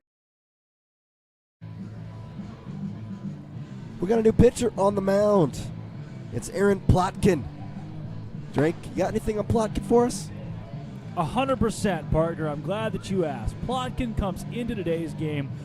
You know, and to be honest with you, during his time with the Chugiak Chinooks, 6 foot tall, 210 pounds, out of Stephen F. Austin, he's thrown pretty well. 112 ERA, 8 innings, 7 strikeouts, only 2 walks, only 2 hits. So his whip is at a .5.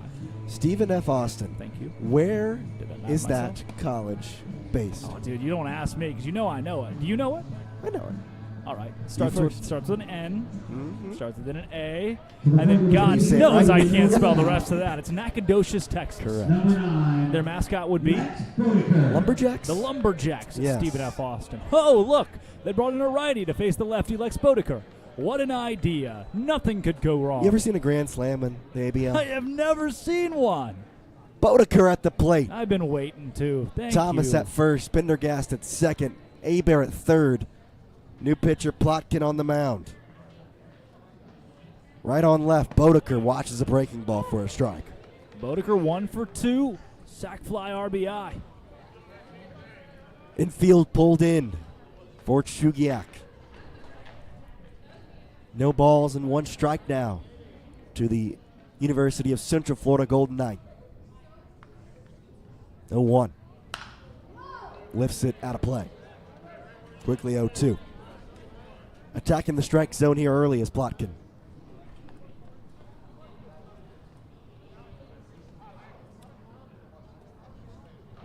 Turgeon on deck.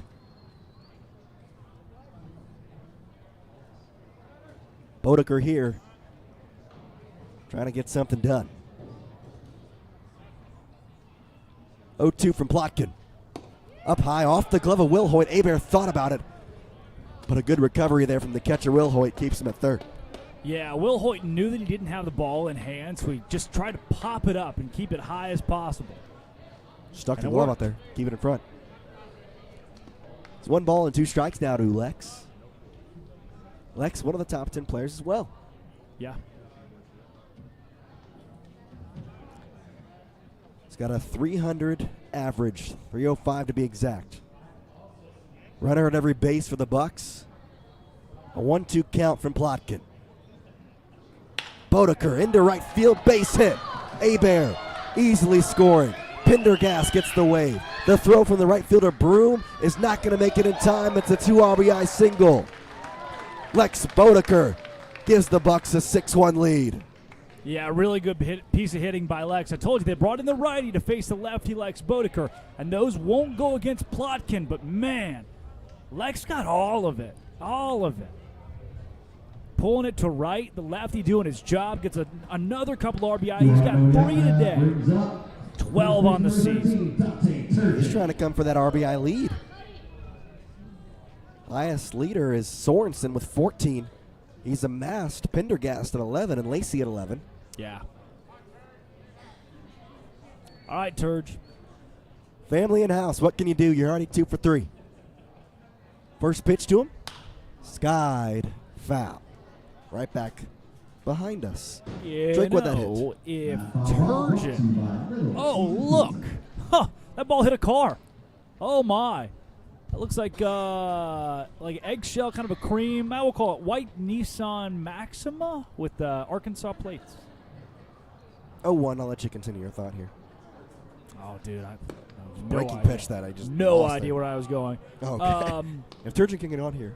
If Turgeon can get on here and the Bucs hit a home run and they hit another home run, it's a mercy rule. That is After true. 7, They would have to pitch the top of the 7th. Oh, boy, would I enjoy that. I That'd be sure fun. would. The Chinooks have taken a couple of those off the chin in the last week. 6-1 the score. Turgeon fouls another one off straight back. Things were going real well for the boys from Eagle River, and then they just weren't anymore. They've lost 3 straight. I think a couple of them have been mercy rules. You know they mercy ruled, never mind. That was Peninsula. The Oilers mercy ruled Matsu 15-1. The worst loss of the year in the ABL was by Matsu. Wow. 1-2. Turgeon right up the middle. Umpire has to hop out of the way. Flip to second on to first, not in time. RBI as Thomas comes home to score. Dante Turgeon gets his second RBI of the day. Boy, the umpire in the field did everything he could to not let Rover get that baseball. He said, I'm going to stand right here in front of the ball, and just barely jump out of the way last second. Rover still almost completed the double play. Turgeon's got a big trailer. He hadn't quite dropped it yet. So that play was closer than it should have been. Brings up Joey Narrett. Saw a picture of Joey yesterday, went down to the Russian River. Thing moves at crazy speeds. Killing me. Had 7 salmon on his back. 7 salmon. He was tearing them up. The limit is 9. They pushed, I think it was 3 and then 6. Now it's 9. They keep pushing it back. There's so many salmon this year. Nah, we wouldn't know. We didn't catch a single one. But Narrett. Joey and Right Cade side Weegar, Weegs, if you will, Weegs. They went out, had a heck of a time catching some fish yesterday. We spent our off day in bed, finally getting a day of rest. They said no rest, no sleep till Brooklyn. Great song. Who sings it? Beastie Boys. 1-1. Swing and a miss. I believe that would be Run DMC. No sleep till Brooklyn. No. Really? We're going to look it up. We're going to find out real quick, huh? I thought it was the Beastie Boys. It very well might be. That was the first one I've been confident in. My friend, you've done it. Wow. I did it. It is the Beastie Boys. The only reason I know that is because 100% the Beastie Boys. It was in a movie recently. What movie? Guardians of the Galaxy 3. Okay. Good deal. 2 balls and 2 strikes. Turgeon at first, 1 out. 3 in the inning here for the Bucs. That's outside. Have you seen that new Wes Anderson film? I believe I saw it last night. Oh, really? I went with one of my close friends. You might know him. I did too. I went. Harper Mayfield was his name. Oh, yes. I sat by him. It was good. Asteroid City. I don't know what it exactly was about, but I think that was the point. In a way, yes. 3-2 to Narrett. Lifts it left side, out of play. Stays alive. Notice they did not send Turgeon. No. There have been faster people to play the game of baseball. There have been many who do not have the strength of Dante Turgeon. The give and the take. Maybe don't have the bat of Dante Turgeon. Right. You mean the style of bat? Correct. Is what you're saying. Aim Yeah, with bat. 100%.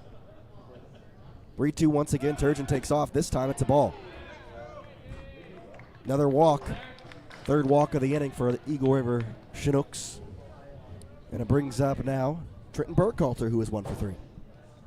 Again, you're up 7-1. You are flirting with at least the idea of a possible mercy rule down the stretch if the wheels really fall off for Eagle River. They've thrown 2 of their best relievers at you. They have. Trying to stay in this game with Copeland and Plotkin. There's been nothing that either could do. The ball 4 has been really struggled for them. Yes. Burkhalter swings the first pitch off the end of the bat, foul.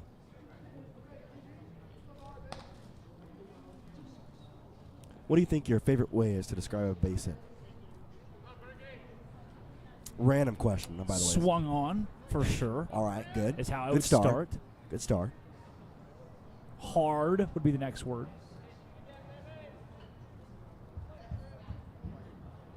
0-1 to Burkhalter from Plotkin. Ooh, oh, Breaking pitch that Burkhalter waited back on momentarily, but then just swung out in front of it. Change up, that was good. He waited back on it, but I don't think he expected it to break that much. It's been a pretty sunny day here, all things considered. At least since we've gotten to the ballpark. Yep. Wasn't this morning. 0-2. That's low. Now, and when the sun comes out here, it's hotter than the surface of the sun. Yeah, I went there. I heard the Turkish government was going to go to the sun. Is that right? They're going to go at night. It's now, okay. Who told you that? The Turkish government. Oh. 1-2 from Plotkin. Inside. Way inside. Been a weird game. It started with our broadcast not being on the air for the first, 40 minutes. I said we were live. We just weren't. You know? I do know. I'm not going to say it, actually. Oh, jeez. I'll mention it later.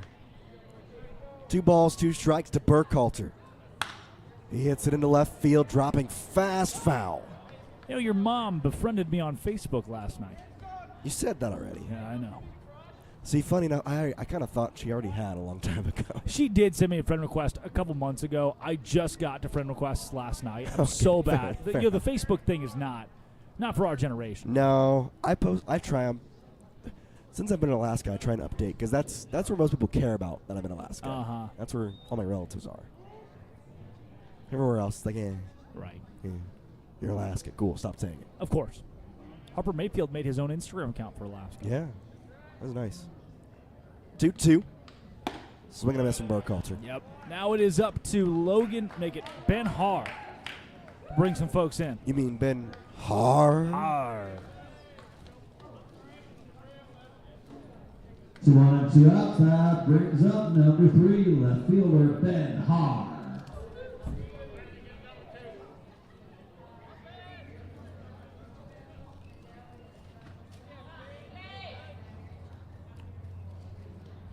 Bucs trying to push a couple more runs across. Slap foul. We're almost to the favorite time of the game. Yeah, we are. Oh, dude, the first 4 innings, 48 minutes. Yeah, since then it's slowed down a bit. Since then, my gosh. The 6th inning, Can we to be just exact. play ball, please? This bottom half of the inning has taken 30 minutes. Yeah, no kidding. Only 3 runs to show for it. 0-1 to Har. Big swing and a miss and a fastball.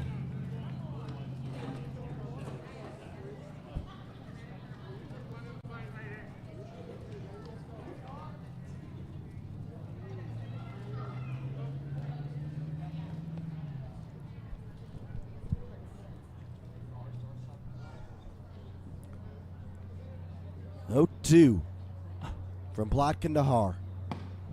Swing and a miss.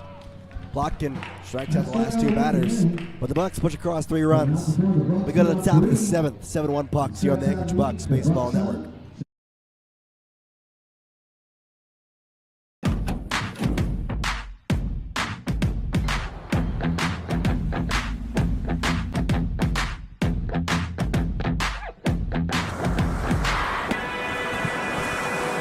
Okay, let's have some fun, huh?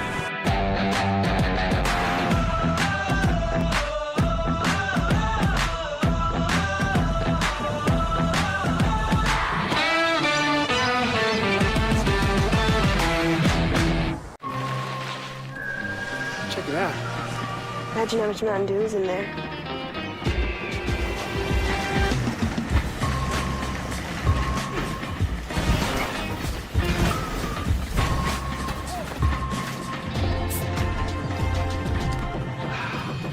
Hey, guys! We should probably drink these fast.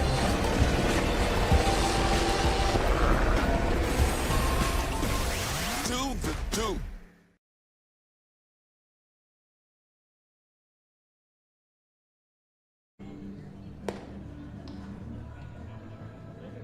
Welcome back. We got a new pitcher on the mound along with a new player.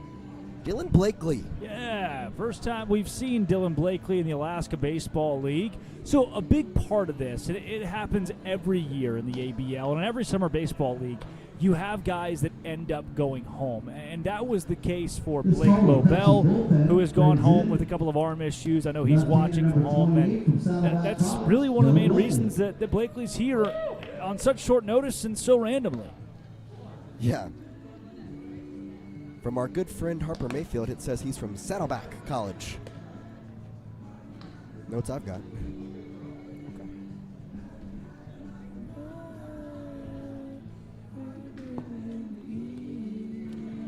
They're the Gauchos, Saddleback College. Got Blakely, some defensive. 6'1", 205. There you go. Throws left, freshman from Irvine, California, Woodbridge High School.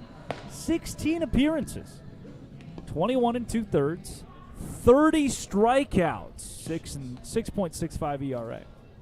Well, there you go. Got some defensive changes.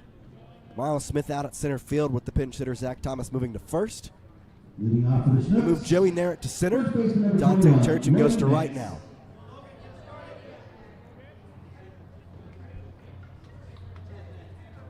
Oh, beautiful breaking ball, Blakely. There you go. First pitch of his ABL career, Dylan Blakely. That thing danced, son. Do it again. That one's low. Hey, aren't you the big fat guy over there? Yeah, get some of this. Blakely's a third-degree black belt in Taekwondo. However, whoa. Say that again. Taekwondo. However, he's undecided on a major. Oh, that's tough. 1-1. What? Well, Where did we get this guy? apparently Saddleback College. Gosh, but funny. 1-2. Swing and a miss. Oh. First batter, first strikeout. Oh, no. Oh, it's gross. Dylan Blakely says hello to the ABL with a K. Gosh. Next time Dylan Blakely comes in, don't let your kids watch. Good grief. Oh, that was unfair. You know what? I like this guy. Doesn't he know that Mance has a family? Logan Mance. Braden Broom watches outside. Oh, wow. I'm That gonna was say it. artwork. I'm going to say it. Artwork. He seems pretty good. I think I like this guy. I'd never heard of him until today. 1-0 up high. Lefty, good arm slot. I like his one from the stretch. Doesn't really have a windup. Oh, yeah, reliever. you're right. You're right. Yeah, he's a reliever. Only started in 2 games at Saddleback. Something you usually see out of relievers. Now a 3-0 count, though, to Broom. We did that. Well, that was on us. Sorry about Well, that. They did walk 23 in 30, Yeah. 21 innings. You come in here and you just kind of, you feel it. This is interesting. So, just a wild strikeouts per 9. 3-0's outside. 4-pitch walk after the strikeout. Yeah, for about every strikeout, he's going to give you a walk. So there is that part. But that just means he's going to, put 2 on and then get himself out of it. You know what they say. The runner gets on first. Up center fielder number 2, Michael Keller. It's just destiny. In the I think ABL. that's a stretch. I think it's the runner when a runner gets on first with nobody out to lead off the half Really? inning. Okay. That's how I've always. I just say every time. Okay. I'd be fine with it. You ready to play the game? No, it is time for our game. I almost isn't forgot. it? With Blakely, there's just so much action. Yeah. Yo, dude, I like this Blakely guy. All right. What national day is today? What national day is today? Any guesses? Even in the chat, any guesses? National I Need a Drink Day. Apparently. Whoa there. Oh, Julie Andrews, because I see what she's saying. Yeah, not that Julie Andrews. Hey, there you go. 2 strikes from Blakely. Hey, strike and a walk. Come on. What do you say we do it again, huh? Blakely looks in. What do you say we do it again? Runner at first base after the 4-pitch walk. The 0-2. Fouled off. Hard over there to the Bucs. Here's another foul ball brought to you by Little Caesars Clubhouse. Pizza. All right, what day is today? National Arachnid Day. No. Okay. National Spruce Tree No. Day. Marcus King, technically you got it right, but that's not the one I picked. Chopper to Hocuff. It's a double play ball. Flip to Aber. On to first, little late. They get the lead runner. There's 2 gone. What's your hint, friend? Summer treat. Oh, National Ice Cream Day, National Popsicle Day, National Otter Pop Day. Okay. Close. Popsicle Day was close. Oh, National. What were those? National Dreamsicle Day. No, but you're getting into the right realm. Okay. National Otter Pop Day. Nope, not that one. What were the American ones called? Or the red, white, and blue rocket? National Rocket Pop Day? Not rocket. Oh no. Oh no. It's that, but it's not rocket pop. Oh no. Do you know it? Oh yeah, it's red, white, and blue, Yes. and it's in the shape of what you would consider to be a rocket-ish. Correct. National Star. Is it a star? Technically, it is rocket pop, but the National Day calls it something else. National Red, White, and Blue Popsicle Day. No. Oh, Young with an 0-1 count. Swing and a miss. for strike two. Jeez, cut him down. All right, you have another hint logged in there? Or am I'm right on top of it, aren't I? You're right on top of it. Explosion. Oh, National Explosion. National Rocket Bomb Day. We cut out one word. National Bomb Day? No, bomb what? National Rocket Pop. Bombsicle Day? National Bomb Pop Day? There you go. Is that what they're called? Is a bomb pop? Yeah, Who's they're letting you called do bomb that in pops. 2023? Do they not know? 2023, there's a bomb pop. Well, it's rocket pop, but bomb pop is the same thing. Of course.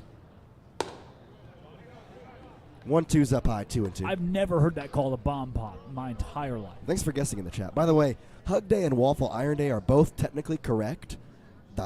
There's just so many national days. I pick one, and I pick the fun one. Oh, so they looked that up. That's cheating. Correct. Runner goes. There's no way to look that. No way they got that. Ball 4 there, or excuse me, ball 3. It's moved him over to second on the stolen base. All right, Blake. Let's get the whole strikeout thing done here. 3 balls and 2 strikes. Pitch. Strike 3. Yep. Blakely says hello to the ABL with 2 strikeouts in his first inning of work. We'll go to the bottom of the 7th, Bucs 7. Chinooks 1 on the Anchorage Bucs Baseball Network.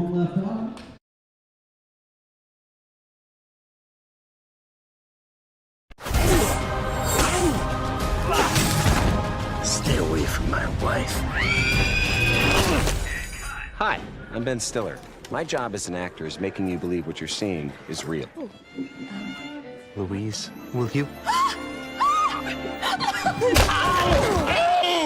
The pain is real. That the cold is real. Don't say that about yourself. I know. The friendship is real. The real is real. But it's not real, it's just acting. Wow, that's like really good. Or was I just acting? Only way to know is to try it for yourself. This is really, really ridiculously good tasting.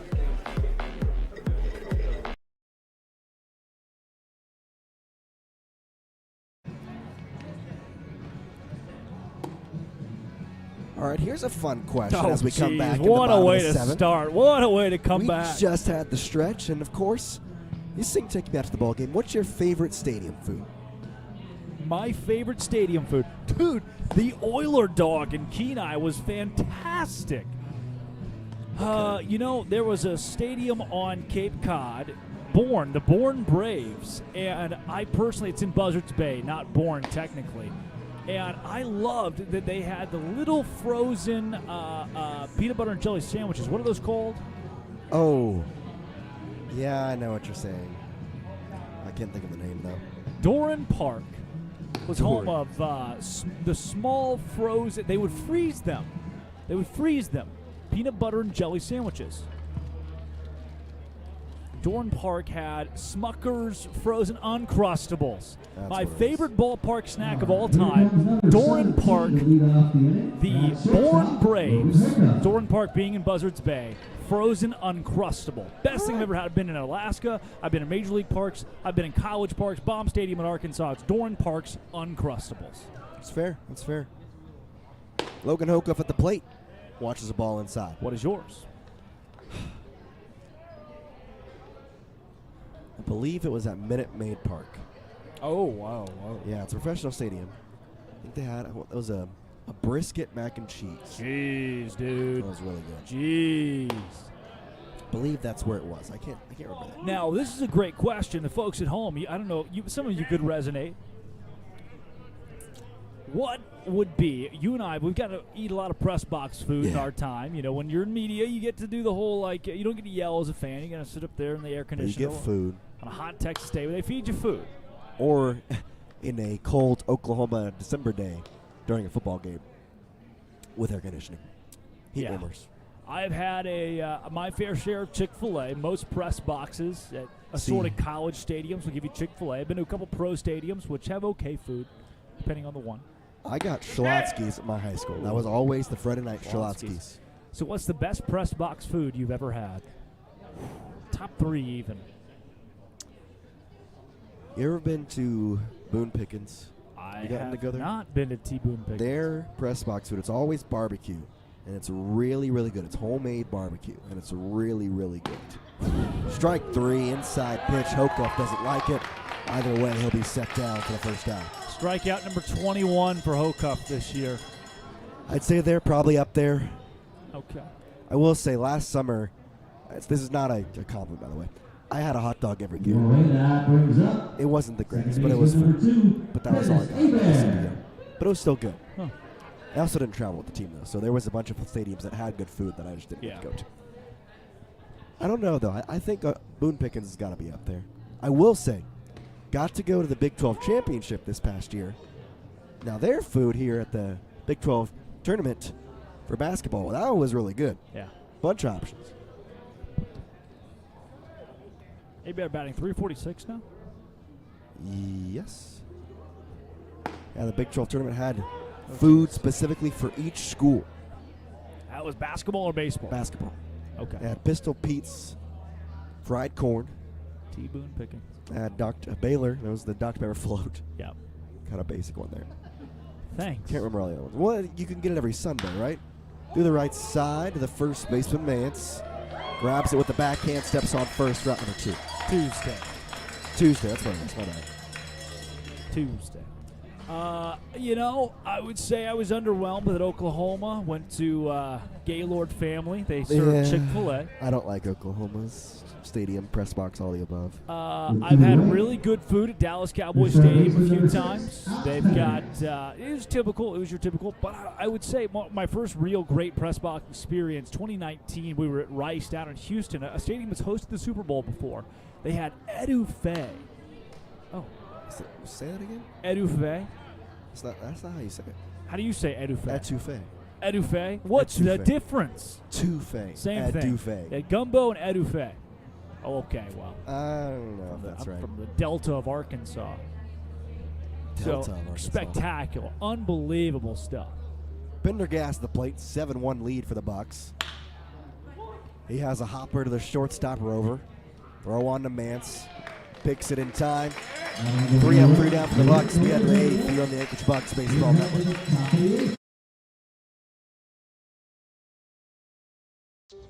Feels like just yesterday she was in a car seat. Now she's going to be in the driver's seat. I guess there's a first time for everything. Today is all about the basics. Gotta have unbeatable focus. Kind of like the unbeatable mileage I get from Chevron with Techron. He knows it helps keep my engine clean, and she knows how to pay with the Chevron app. Everyone's learning today. Okay, next stop, the parking lot. The empty parking lot. Unbeatable mileage for you and your car. This is Lulu and Lobo. Ah, it's back! The woo-woo monster! No! No! No!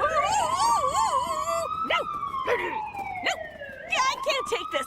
We need a new place! With as low as 3% down on a fixed-rate mortgage, your new home is within reach. All clear. I went home. Deep breath, deep breath, deep breath. Talk to a home mortgage consultant or apply online. This is your way home. This is Wells Fargo. All right, who sings this?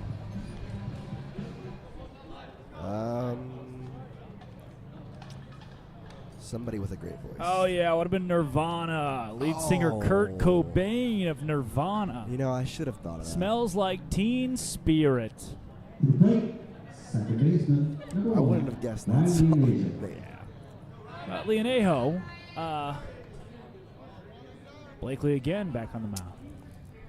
2-3-4 for Blakely. All right. Now, There you go. I've had some underwhelming press box food. I mentioned Oklahoma wasn't good. I was the public address announcer at Baylor softball for 2 years. How was and Jason's Deli, typically, which is fine. It's not bad. Baylor basketball is Chick-fil-A. I like a good Chick-fil-A sandwich. Hard left side through the infield. Past the outreach glove of Hoka for single for Leonejo to start the top of the 8th. Leonejo now 2 for 4 after starting 0 for 2. Callahan 2 for 3 today. 321 average, too. BYU, Hawaiian food. Oh, yep, nice. Yep. Like this weirdly seasoned chicken, grilled chicken. Unbelievable. It was all a pineapple on everything. It was spectacular. BYU, amazing. the press box at Lavelle Edwards Stadium. Big 12 school. Big 12 school. As of July 1st. Soon to be Big 12 I was school. going to say soon to be there. TCU's was terrible. Some of the worst press box food I've ever had. Amon G. Carter Stadium. What TCU time was the football. game? I've been there multiple times. Okay, now. I went for the morning game there. Oh, he balked 100%. They didn't call it. He balked 100%. He balked. Well, I mean, like 1,000%. Couldn't have balked There it more is. if he tried. Now they call it. The literal batter standing at the plate What? I'm had confused. to call the balk, No, they're saying no? and now they're saying no balk. Dude, just like super balk, the mega balk of all balks, and no one was watching, except for the batter.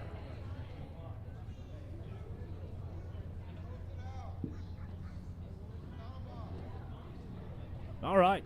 I think the only thing the argument is that the batter stepped out. Right. That could be the only argument, which he stepped out to say, hey, guys. He balked. That guy just balked. That's awesome.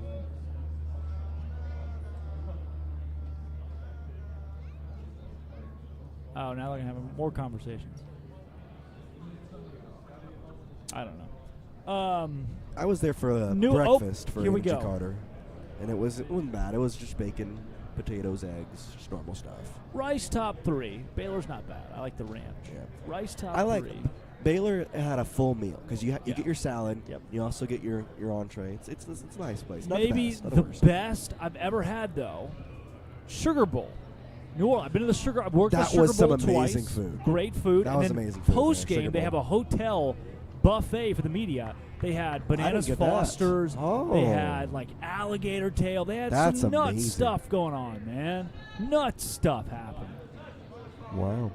Press box food. You go around the country. There's some good stuff out there.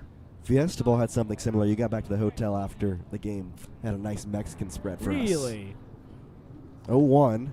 You know, Cowboy Stadium is good the first time you have it. And then it just... And it's like, oh, you know. I've had it before. Whatever. Yeah.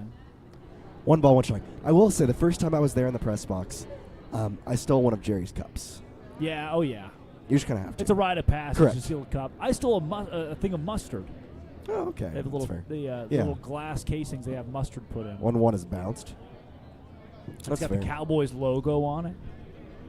Cool place. Really good venue. Probably the best venue, I think, yeah. to watch a sporting event. It's a great press box view as well. Really good. I hate the angle that it's at, but I get it. I understand. I watched the game there at club level in the club seats. Awesome. Just awesome. For certain plays, it's a great angle. For the plays across the field, you can't see anything. Thank you very much. I could see perfectly fine, to be honest. Well, as the whatever string Oklahoma State running back dove toward a pylon and missed it. Greatest moment of my life. Worst of yours. 2-1. Oh, yeah. Bouncer to Hebert. He buffs it. It just hit his glove and went straight down. Yeah. Double play ball. Took his eyes off it for the last second. Yep. And look, credit to Hebert for getting in front of that ball. It's a screamer. He gets right in front of it, chest up to the baseball, and sometimes it just doesn't work out. Brings up Matheson. Nobody out in the inning here. Me neither.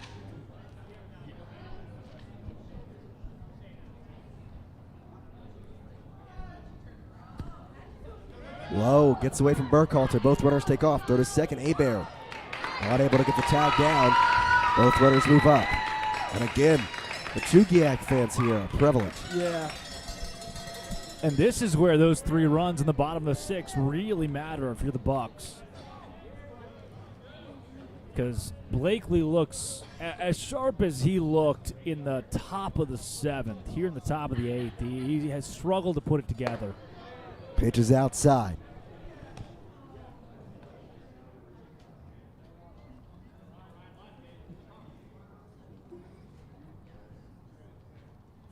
Two balls and no strikes. Blakely, bit of a tough spot here in the top of the 8th. That's low 3-0. Bucs will be back at Mulcahy tomorrow. And the next day. And every day after that. 6 o'clock game against the Anchorage Glacier Pilots, if I remember correctly. Yeah. Fun fact. Well, should the Bucs hold on to this game, 7-1 now in the top of the 8th. Yeah. They have a chance to then play the Pilots tomorrow.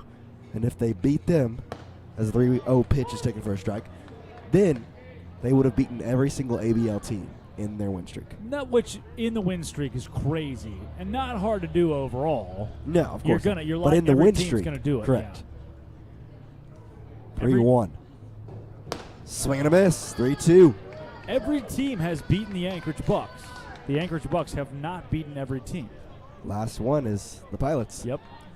That would be a way to not cap off, but Great get your way 8th win. 100%. Got to win here first, though. 3-2. Outside, ball 4. Bases loaded for Tommy Rover. And Ken Hoko coming out to talk to his pitcher. Not a lot of movement in the Bucs bullpen. I don't know who they would go with here. Hurd would be an option. Isaac Johnson hasn't pitched in a bit.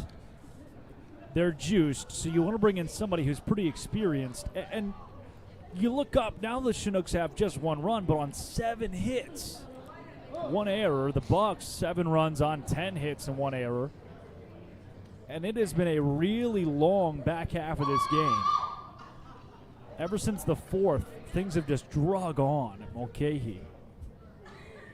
Seward's Folly's been closed for 3 hours. Yeah.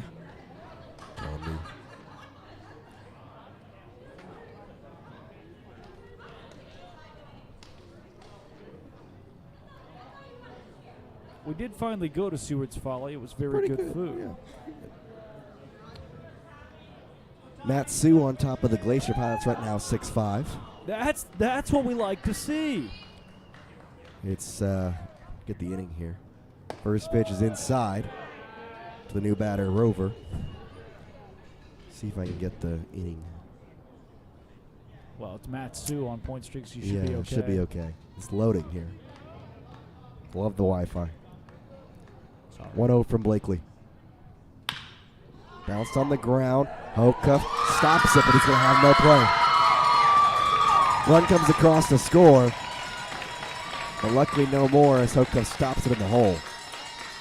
That might be the loudest we've heard Mulcahy all season. Sorry.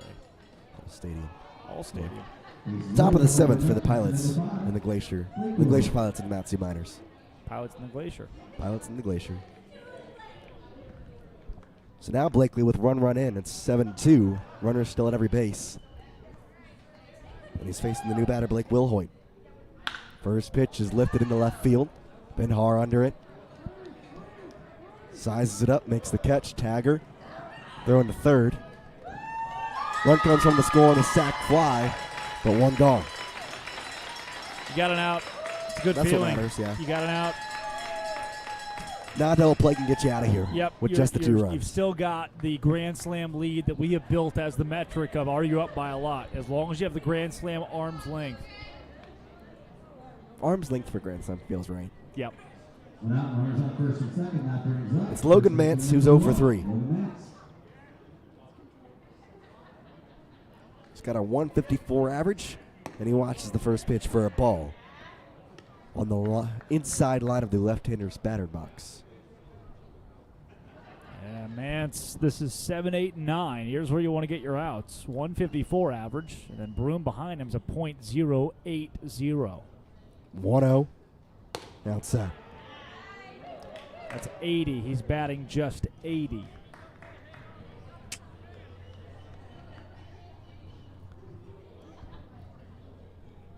Blakely looks in, gets the sign from his catcher Burkhalter. The 2-ball, no strike pitch coming to Mance. Fly into right field, going to foul territory. Narrett not able to get there.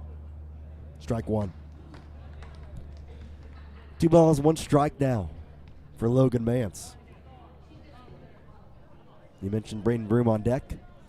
Behind him is Mike Kelly, as you've got the bottom of the order here, 7, 8, 9. You'd love to possibly start the 9th inning with the 9 slot. Yep. If you can set down the next 2 batters. That'd be fine by me. 2-1 here from Blakely. Inside. It's a dangerous 9-hole hitter in Kelly, though. He's kind of your second leadoff at 262. I've always been anti-second leadoff. Over the course of the season, they're going to get 20 to 30 less at-bats. Fewer at-bats, I should say. I'm always the guy that puts the guy who can make contact in 9. Maybe not the guy with a good average, but he makes contact. Just can't strike out, yeah. 3-1, a strike. Full count now. Yeah, exactly. You're going to go in there and you're not going to necessarily get a hit every time, but you're not going to strike out. Right. Predominantly, you get a lot of 4-hole, 5-hole guys who strike out a good bit. Yeah. Because the power they usually bring you. 3-2 pitch from Blakely with 2 runners on. Up in the air, right field. Turgeon under it, makes the catch. He's going to throw it in. Holds the runner at second base. Nice throw from Dante. There's 2 out, runners at first and second still. All right. One more, get Broom down, and you're feeling good going to the 9th. Broom, .080. Yeah, that is an 80. That's an 80 batting average.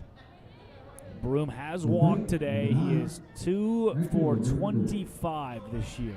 7 strikeouts, 8 now. He struck out earlier. 39 pitches for Blakely. Up the middle, dropping fast, a base hit. Grabbed by Narrett. He's chucking it home. It's going to get there, but it's late. RBI single from Braden Broom makes it 7-4.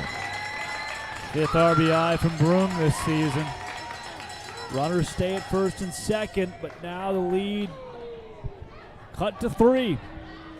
Now coming out is head coach Ken Hocuff, and I believe he's going to come pull Blakely. We'll have a new pitcher here. Top of the 8th, 3 runs have already come across for the Chinooks, 7-4 the score. Top of the 8th with a new pitcher coming up here on the Anchorage Bucs Baseball Network.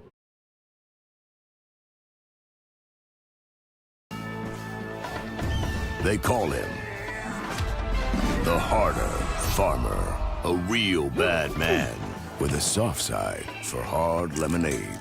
He's got a nose for lemons and for trouble. This time he's back with half tea, half lemonade, and 100%. Oh, wow. Oh, wow. Get your hands on some today before the harder farmer gets his hands on you. When Subway opened, they changed the fast food game. But sometimes you gotta refresh to be fresh. Welcome to the Eat Fresh Refresh, where there's so much new, some say it can't fit in one ad. I say, we're talking a new All-American Club, deli-style oven roasted turkey, and... Oh, that's the new steak and cheese. Oh, yeah, I knew that. That's the one with the new seasoning. And that was the new MVP Parmesan vinaigrette.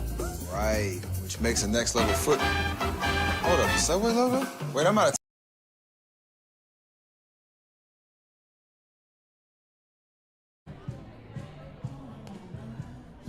Got a new pitcher on the mound. It's David Lajovic. Drake, what can you tell us about him, as he's got 2 outs, but runners at first and second with the Chinooks? Yeah, Lajovic stands at 6'3", 200 pounds. He is a righty freshman from Long Beach State University. 3.17 ERA this year in the ABL. has played in 5 games, 11 1/3 innings pitched, 7 strikeouts. He's walked 8 and given up 9 hits in the 11 1/3. So still looking to find his footing. His last appearance against the Chugiak Chinooks, that on June 26, just a couple of nights ago. In the 9-5 win, he went an inning and 2/3, allowed 2 earned runs, 1 hit, no walks, no strikeouts in the 7 batters that he's faced. Told you his ERA's at 3.17 now in 11 1/3 innings. He has given up 4 earned runs. He'll have the 9-hole. Michael Kelly stepping up, trying to get out of this inning. And now he's in a save situation, technically. 4-out save possible. Yeah. Oh, and now we got an umpire coming up to talk to him. I think he's maybe talking to him about his foot placement. What does that the even rubber mean? The rubber is in a weird spot, and it's kind of hard to see. I Saying, think hey, man, please stand on the rubber. Yeah. Logic says, where is the rubber on I this don't mound? see it. 2 outs. Cut and a miss at the plate from Kelly. How many times have you had the umpire come to a pitcher and explain where the rubber is? Ever seen that? No. Okay. I've never seen it with a guy with as luscious as hair as that umpire has. Yeah, it's wild. Well, wild's a good word. 0-1. Buck Wild. Fouled off. You ever seen a strikeout on 3 pitches in the ABL? Only a couple times. Ball brought to you by Little Caesars Pizza.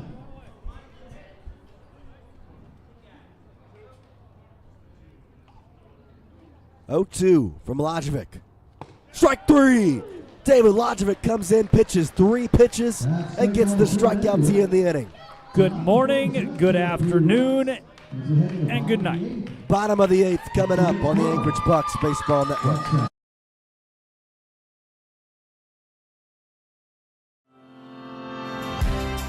We are a family business serving Alaskans for over 60 years. Our founder is my dad, Herb Ekman, a German immigrant who started the business in 1963 with his good friend Otto. To this day, the business is dedicated to making products that are distinctive and of the highest quality.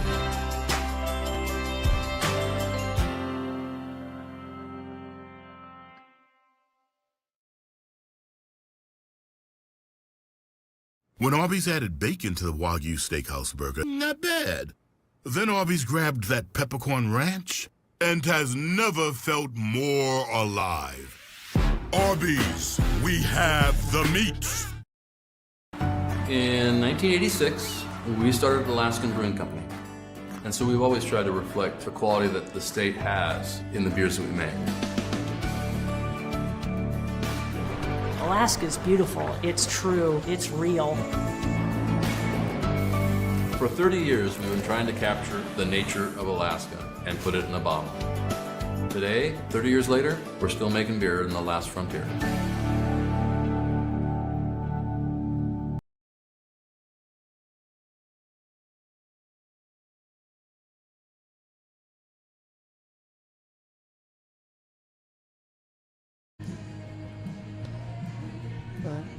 Welcome back.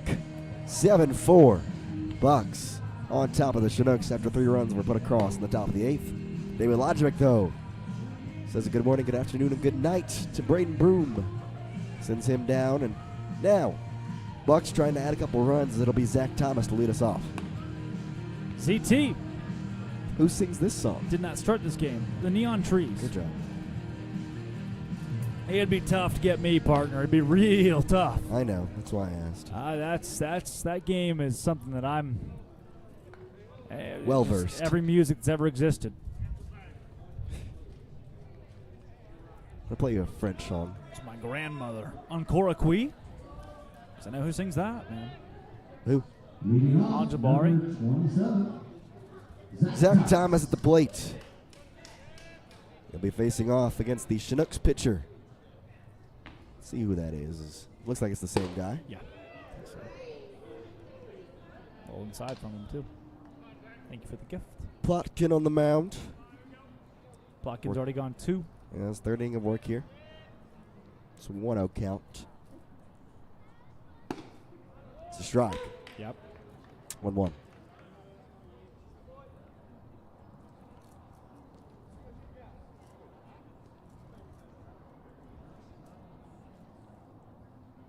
One ball, 1 strike. Inside. Actually, I think it's a new pitcher. Oh, dude. Don't get me to line. Because that looks like Ryan Matheson, who is a batter. Yeah. Coming into pitch. Yeah. It's up high. So, yeah, Ryan Matheson's going to come into pitch. Exactly what it is, 100%. Now we're going to take out 3-1, too, huh? Where the heck is he playing? Hey, good luck. Have fun. Anybody know who's playing third base? Maths, yeah. It's a question for everybody. All right. 3-1. One of those days, my friend. Hitters count. Outside. Outside, ball 4. Take your bag, Zach Thomas. Take your bag.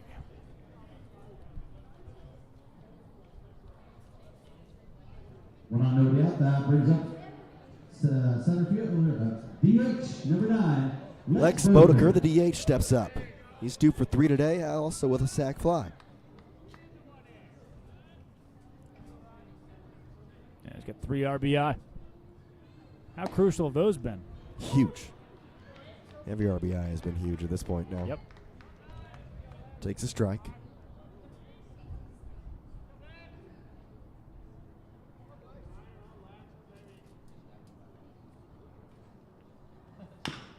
He hits the second pitch foul, left side. There's another foul ball brought to you by Little Caesars Pizza. And Logan Mance is at third now. Okay. All right. Don't know think we're what all that set means or now. anything. Well, he played somewhere else. Oh, good luck. He played first. Swing and a miss from Bodeker. He goes down 3 pitches. Bodeker struck out twice today. Yep. Along with 3 RBI.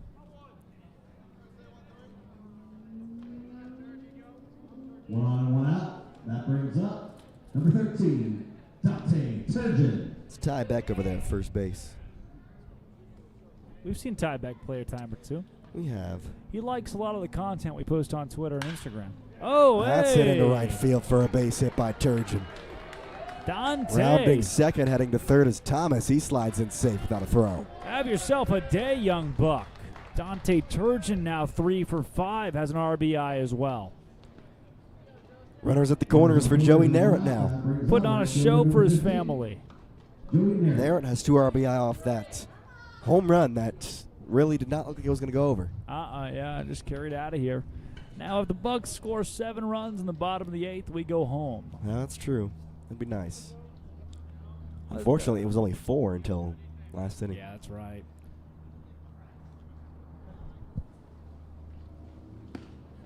First pitch is a strike taken by Narrett. Oh. All right. Matheson on the mound after playing third base until, well, this inning.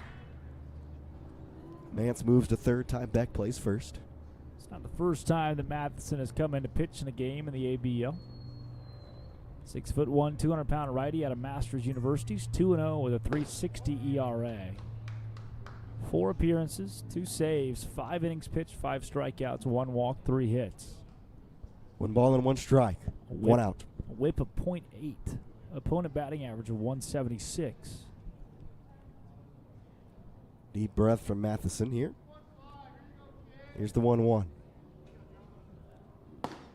Fastball, strike. The Chinooks have never lost a game where Matheson pitched. Well. Yeah.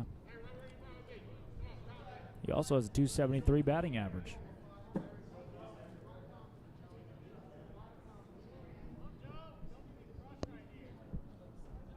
Everybody talks too much. 1-2. Narrett left side, caught by the third baseman, Mance. Throw back to first in time. Mance was at first last inning. He snags the ball at third. Joey Narrett gives him a fist bump and says, hey, man, that's just a good play. Doubles up the runner, Turgeon. The Bucs are still 3 outs from victory, though, as we head to the top of the ninth, 7-4 on the Anchorage Bucs Baseball Network.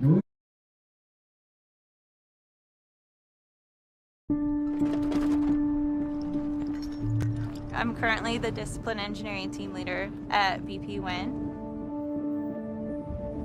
I'm actually a chemical engineer by training.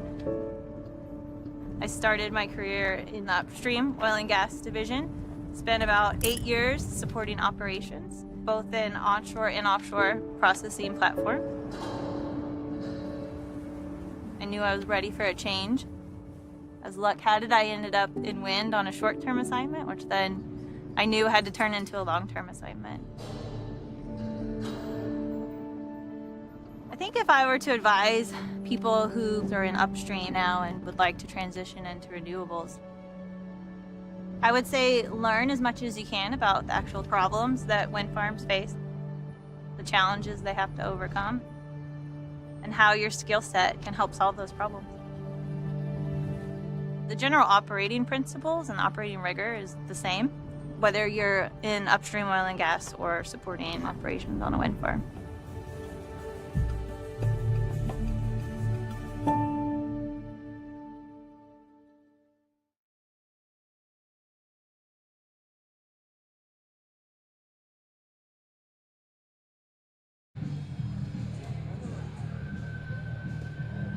David Lajovic back on the mound.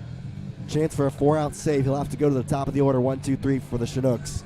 7-4 your score. Jace Andrews alongside Drake Toll here on the Anchorage Bucs Baseball Network.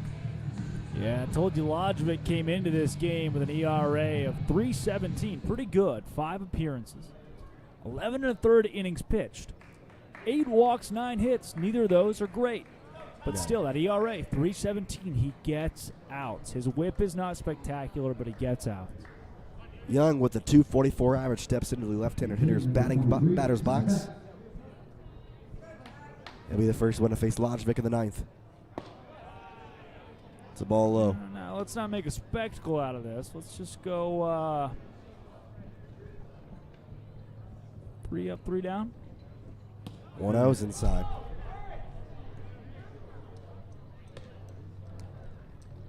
Bucs vying for win number 7 in a row.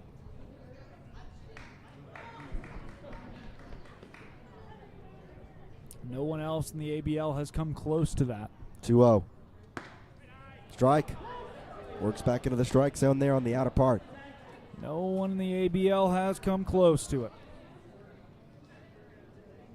Lajovic shakes off a couple pitches, gets the sign, the 2-1. Breaking pitch. Yeah, Ooh. yeah, we got to have that. Just outside, according to the home plate umpire. 3-1. From the windup from Lajovic. Ball 4. Leadoff walk starts the top of the 9th. Bullpen for the Bucs is cleared, so this is Lajovic's inning. He either gets the save or we'll have to play the bottom of the 9th.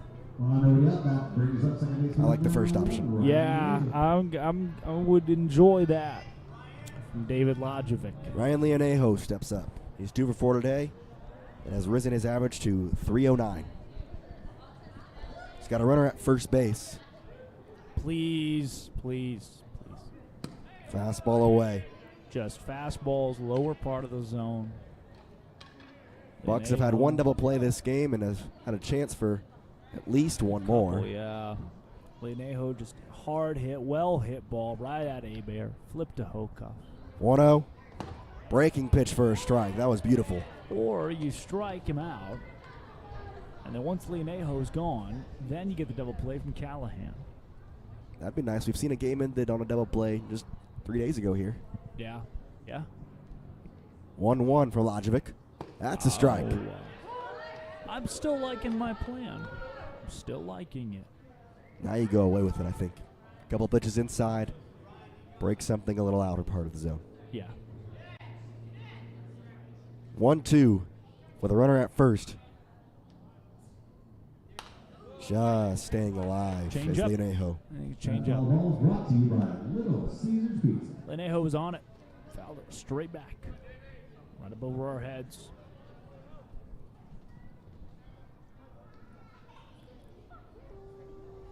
One, 2 again from Lajovic. Did he go? He went, and first base is occupied, so he's out. He went. He went. He didn't He's mean out, to, yeah. but he did. Yeah, he went. He went, so he's out. Yep, they gave it to him. They told him he went. And first base wasn't occupied. Yeah. He's safe all day. Strikeout swinging, moved the runner over to second on the pass ball. Oh, ball in the opposite batter's box, and he went. Well, hey, we'll take it. There's one gone. Yeah, I don't know why I sound so sad about it. I'm cool with it, but Double play is not in order, though, anymore. True. Now it brings up Ryan Callahan, 2 for 4 today as well. 315 average. A double play like the Chinooks got. Yeah. Man snagging a ball out of the air at third, throw back to first. But a line drive right to Hebert. Fastball away for ball 1. 12:46 on the East Coast, 11:46 Central Time. 1-0 pitch. Inside. Yeah, it's some late nights here on the ABL. If you're watching. 10:46 in the Mountain West. What time did the Cape play their games? 6 or 7? Mostly 6, but some teams didn't have lights at their stadium, which is idiotic. All right. 2-0. Foul straight back. Here, you don't need them. You don't need lights at your stadium. On Cape Cod, where the sun goes down at 7:30, would be wise to have lights at your stadium, please. Just terrible, man. Couldn't believe it. We started to at the 7. world class, supposed to be the best league in America. They don't have lights at their stadiums. 2-1 from Lajovic. On the ground to the first baseman, Thomas. Gets it on a hop, runs to first, and beats out Callahan for out number 2. 2 down. 1 more to go to squash it. We'll see you later. Get you a save for David Lajovic. He has 0 saves. Well, now the pitcher, Ryan Matheson's going to bat. Yeah. So there goes the DH. I don't know how to score that. Oh, yeah, that's on you, man. Oh, well. Logan Manson's going to have this at bat, actually. That's outside. Well, let's see what happens for Logan Mance.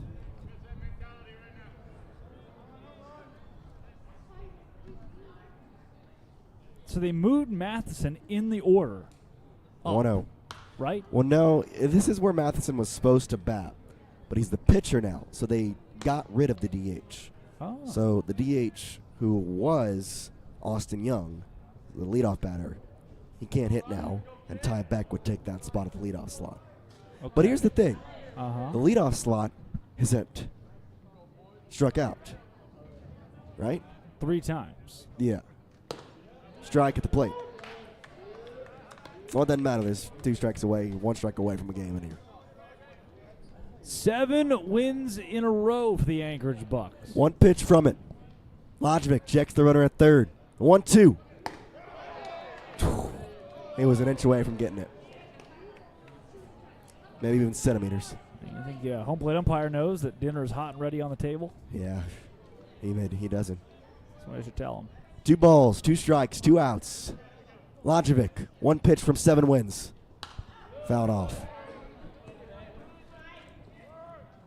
A foul ball brought to you by Little Caesars Pizza. Bucs were once 3-5. Now 12-7. 2-2. Make it 13-7. 7 in a row for the Bucs. They beat the Chinooks 7-4. And the Bucs, baby, are hot. They're hot. 7 games, 7 wins. Keep it rolling. David Lajovic earns the save. Bucs walk away with a dub. Huge. 7 in a row, far and away the most in the league for anybody. The Bucs are the number 1 team in the ABL, the best baseball team in Alaska. I don't know what clicked, but once it did, this team has been unstoppable. Sky Wells was great in his start today, a quality start going 6 innings. Mike Sarhat pitches tomorrow. Just when you think, all right, at some point the luck's got to run out, it's been 7 now for this team. And Mike Sarhat tomorrow, momentum is there. Everything you could want is there. The Bucs, man, they are just really good at baseball right now. Bucs victorious here at Mulcahy. 7 in a row, something that no team has come close to in the ABL. What do we say we get you home, get some honey in that throat, huh? Let's say. Bucs will go for 8 tomorrow with Michael Sarhat on the mound against the Anchorage Glacier Pilots, looking for their first win against them on the season.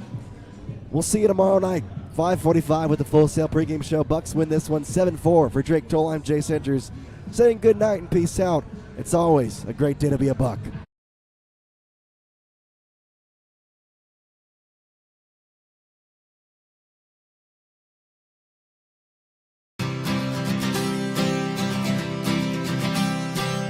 When I first moved to Alaska, my whole family was saying, oh boy, this is a strange phase in his life. I saw pictures of the place, gorgeous scenery, and then I took a summer job here and fell totally in love with the mountains, the ocean, everything.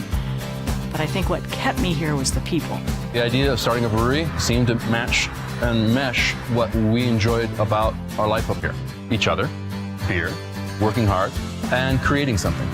When we started out really small, we only sold our beer in Alaska. Now that we sell our beer outside, when I travel and I see our beer, it's neat to think that it came all the way from Alaska and I had a hand in making it. The nature of starting a business in Alaska really was just an extension of what Alaska is all about. There needs to be somewhat of a free spirit, a frontier. We just wanted to make a living up here and brew beer and have fun. We're doing the best we can to put Alaska in a bottle.